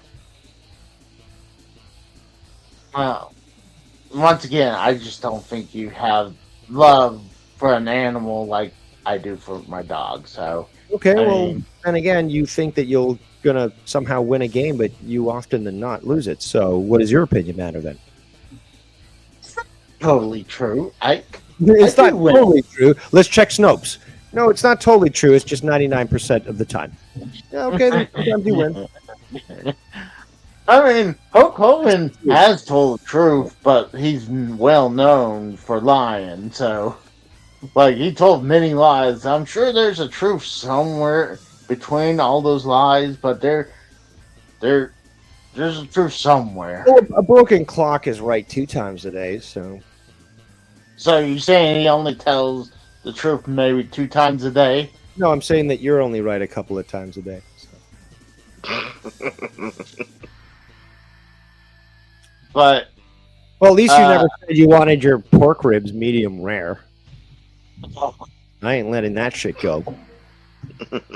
But people who is happy that Hogan's dead, that's pretty fucked up. That's fucked up. It is. This disgusting. And it's just like you could could never wish death on anyone. You could. Well, there's certain exceptions. Okay, there is. But the thing is, though, it's just like, okay, I didn't like him. Fine. But to gloat about it, because the thing is, time comes for all of us. Eventually, we're going to die. And if, when your time comes, what do you think about people doing that with you? But more important, it's like, it's really not about the dead person. It's about the family that's mourning. Right? It's like, you want, but it's just like, okay, well, the family's mourning and they really don't have anything to do with. No, but the problem is these people associate anybody that has any connection to them as guilty as they are. They said what he said, right? Did his daughter say that? No, she might be estranged from the guy, but it was she was still his daughter. She's certainly going to be thinking about it. She's going to have that resentment, but she's also going to have those good memories and the love, and she's going to have to battle with that. He's got a son too, even his ex-wife, for example, because again, the ex-wife may have fucked him over big, but he did give her 2 kids. He did give her a life where she was able to then take half of it or more. There's also going to be resentment there, but there should also be appreciation, even if she's angry about the divorce and all that shit. But you still have those good memories. You have 2 kids that came out of that, right? That's love embodied is basically the production of kids. So there are people that are basically genuinely mourning the guy. Oh yeah. And are going to deal with the repercussions of his death and stuff. So, like, just because you didn't like him is no need to actually sort of cheer this on. No. I agree 100%. It's sad that people are doing that just because he was caught saying racist stuff. And, like, if you don't like him because of that, you have every right for that. Like, but happy he's dead or wishing him he's dead, that's pretty fucked up. Like I said before, that where I was talking to AJ and Kratos is that I had a dude that I used to work with when my wife passed. He was a big piece of shit. He would say nasty things to me. And the worst one was when he said that she killed herself to get away from me or something like that. Yeah, that was fucked up. Like, why would you say that to someone who just lost their spouse? That is the worst thing you could ever say. I would never say that to anyone, even to the person I hate most. I would never do that. That's the worst. It's called an evil person, Casey. Oh yeah, those people you stay the fuck away from. Well, I mean, I got a message from a dude I worked with saying he died. It was like, oh, sorry. Well, karma came for him. Like, no, the thing is, though, why people? Okay, so people psychologically, to give you your answer, I know you need to get to bed there. Get a little night light on, your little Mario night light. But basically, people would do that because they see something in you that they don't have. It's that simple. Jealousy. It's not just jealousy. There's more to it. There's envy, obviously. There's that aspect of emotionality, but there's also the I've experienced this my entire fucking life. That's why I got so many fucking haters. Is that when you conduct yourself with a purpose and you look forward and don't really give a fuck about anybody else, and you just do your own thing, people will look at that and be like, I don't got that. I can't do that. Fuck this guy.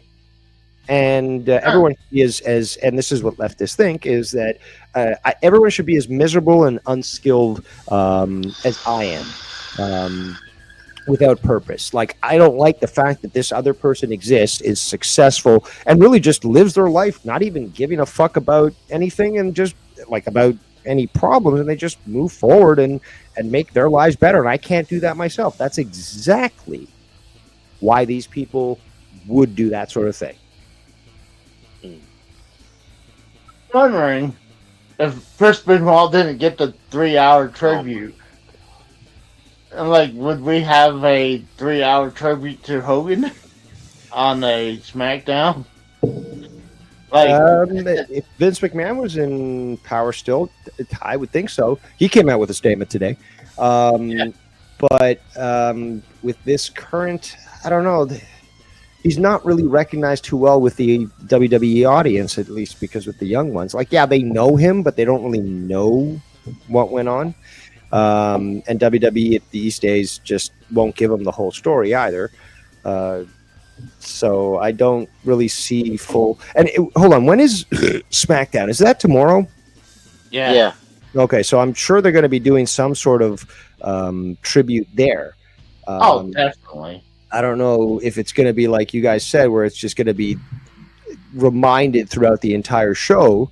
I mean, technically, probably. I'm sure they will. Hold on, do you really think so? I'm doubting it, but it's possible. They might start in the beginning with like a photo of him. But haven't we seen people pass in the past? Not they don't compare to Hogan, but they'll put a graphic up at the beginning. There'll be a little bit of silence. Right. If they start the show and there's never mention of it again, it's not like the entire show revolves around it. Like, for example, are they going to make the ring apron, the turnbuckles, and the ropes? Are they going to use a combination of red and yellow, or maybe red and yellow and half of it being black and white? Are they going to do that? I doubt it. No.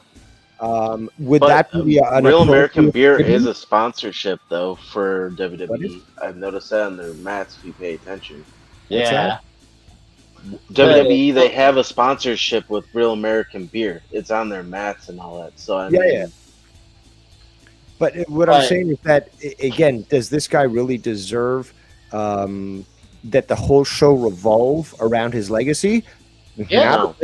Now to think of it, I think yes. So what I'm saying is like half the ring red and yellow, and half the in combinations with the ropes and turnbuckles and shit, and half the ring black and white.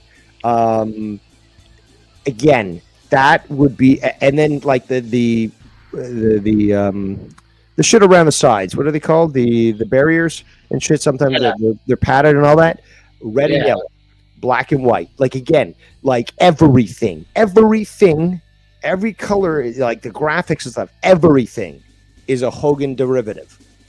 I know. Between each match or something, have a vignette about how Hogan continued to evolve through the industry and change it and so forth. His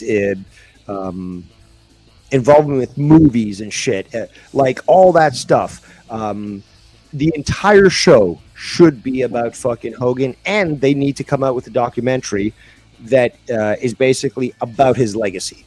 Simple. But tomorrow should be about Hogan. It won't be, but it should be. They did drop a huge video on their Vault channel. I think it was one of the DVDs they did, but I was starting to watch it a little bit before going live. So it looked like it was going to be a good show, but they're doing obviously a bunch for Hulk Hogan. I do believe obviously they'll do the beginning, and I do believe they'll do clips where they'll show clips of his career throughout the show. Not like every other commercial, they'll probably put a clip and they'll mention him probably right after the beginning of the show. That's my best bet. But, like, I mean, I guarantee you, like, he is definitely the Babe Ruth of wrestling. Yeah, you got Ric Flair. He's still here, and thank God he's still here, but, I mean, it's kind of like Ric Flair is one, Hulk Hogan and Ric Flair is 1A, 1B, like how... Oh, yeah, again, you know, what you have to say, Casey, is that Hogan brought it to the mainstream. That's the thing. It's like, yeah, fucking Ric Flair was successful, absolutely, but it wasn't mainstream. Hogan brought it to the mainstream. And that's it. That's the end of the fucking conversation. Yeah. It's like I told Casey earlier, Dave. I said if you go up to anybody, and you ask them, do they know who Hulk Hogan is? They're gonna say, yeah. It's just common sense. You ask a nowadays wrestler, they're gonna say no. I totally agree with this one. Flair, Hogan, Andre, and Austin is the Mount Rushmore. I agree with that. I would take Andre out and put Savage in. Hold on. The Slim Jims. Hogan, Andre, Austin. Hogan, Andre, Austin. I'm gonna have to think about that. But that's the thing that's so subjective. It's like what? For bringing it to the mainstream? Or is it about being an actual, like the best wrestler? Or is it about creating the biggest hype? That's how you have to define. It's a lot harder, you know. I would say the one that makes it the mainstream. Well, then I can't say Austin made it mainstream. Rock made it more mainstream. Savage. Savage also, you could say. I mean, he was certainly doing a lot of promos and stuff, but still, I can't agree. And I love Savage, but no, I can't necessarily say that those, like again, to bring it to the forefront. Hogan and Andre for sure. I think The Rock, and I guess John Cena, but again, that's not the type of Mount Rushmore I would like to discuss. It's more so like who. Okay, this guy says the four that meant the most to the business. Yeah, but the problem is John Cena made a lot of money for them. So did The Rock, but are they really the greatest wrestlers? No. Well, obviously, these guys are not going to be the greatest wrestlers. Andre was not the greatest wrestler. Yeah, and Flair did a lot for the business. Yeah. But again, he wasn't as mainstream as Hogan, right? Yes. So you I can't agree. necessarily say that they were equal in the way that they benefited the business. And Austin was like Hogan, but like, I mean,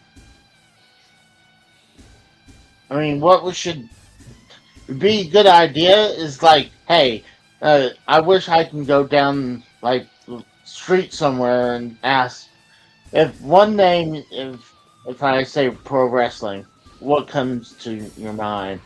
And I guarantee you, it's either Hogan, Flair, or Stone Cold or The Rock. It's those four.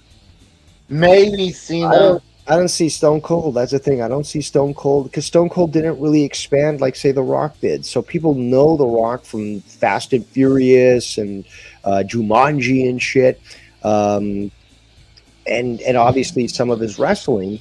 But yeah, I can't agree with that. But again, it's subjective. It's a subjective.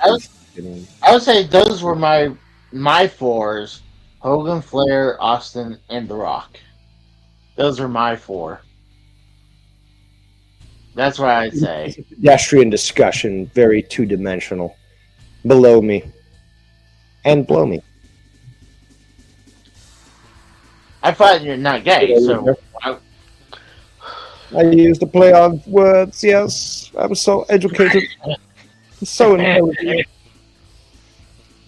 Well, I'm need to hit the hay and take a shower. So, and yes, in that order, go to bed and then take a shower.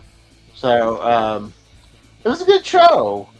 I know. Listen back to what you guys are talking about. So, yeah, I would suggest if anyone's around here to listen to our talks about Hogan, go all the way back to the beginning. Like Dave said, it was about 3.5 hours. Of course, I mean, my channel, we sometimes just make that left turn at Albuquerque and go down that direction for a little bit. And that's what happened with, like, we were talking about Duke for quite a bit of time. But I mean, that's what my channel is all about, is good hangout. Like, this is why I wanted, like, people like Dave, AJ, a bunch of other people. Yes, AJ didn't send the message to you that I was working. I told him. You said, I told him that you were working until 10:30. Yeah, like you said. 10 minutes after you sent me the message. So I'm like, he did? Yeah. It's like, this guy ain't reading his fucking messages. I'm not very good. Well, to be fair, Casey sent me like a text message like maybe 15, 20 minutes before the show. Was like, hey, want to do a show tonight about Hogan? I'm like, okay. No, it was. I said about like I have the text message. No, we were talking about it, and then I was like, hey, want to do a show? It's like, all right. And it's like, when do you want to go? About an hour from now. Like, okay, so but I was still finding stuff. I was finding out everything I had to do and shit, dude. Yeah. Oh, I'd give us a little time because, you know, they had quite a bit other people talking about Hogan. So it's been a good show. I mean, I would not expect doing this on the Thursday night. I probably would have been playing on my Switch. I don't think anybody did. Yeah, nobody was expecting this. Do you think anybody expected Hogan to die and then, well, actually, technically, let's be honest here, Ozzy dying, then fucking Hogan? Do you really expect two legends fucking dying at one fucking time? Well, let's be honest. Apparently, it always seems to come in three, so... Yeah, death comes in threes, which fucking is weird. Oh. But we did have a fourth, actually. They broke the fourth wall. Well, I mean, there could be a someone's bingo card probably had bingo on it today. You know, maybe they like B5.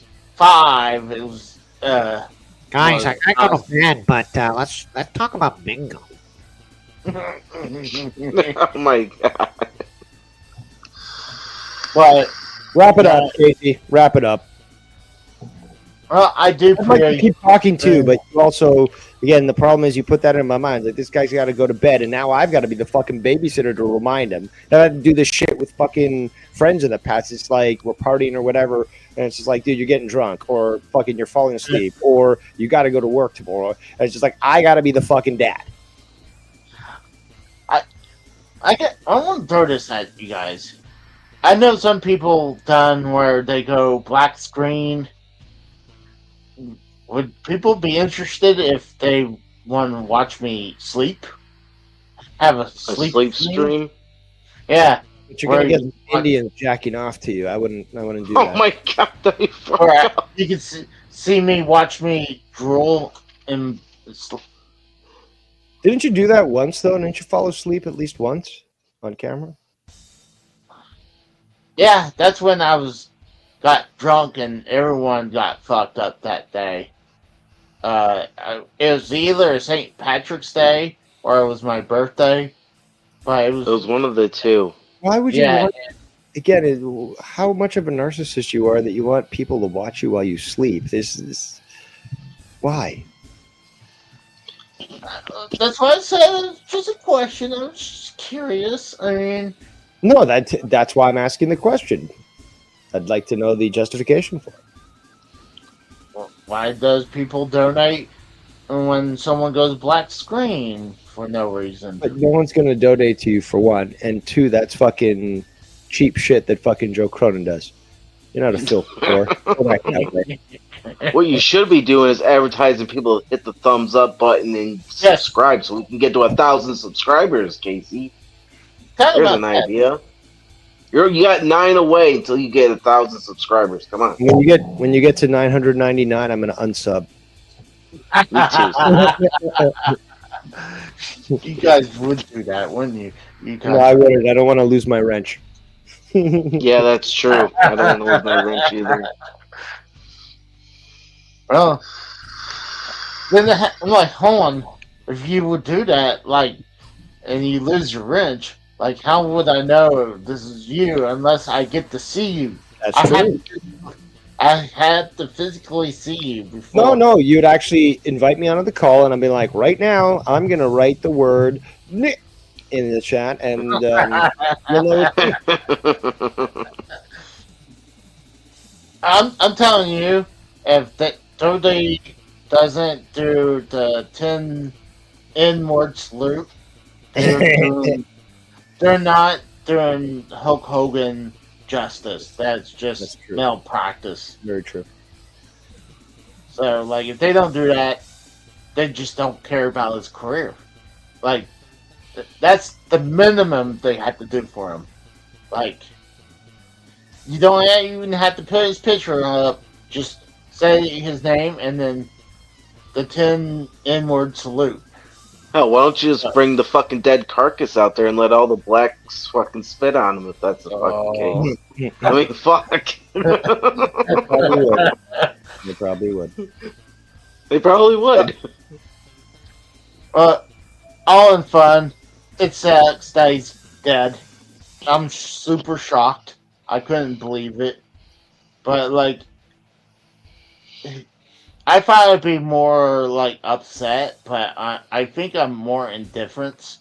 And I'm more shocked about it. But I do think all that hate, people booing him at the last Raw he showed up, I think people are going to actually, the WWE fans are probably going to change and celebrate his life.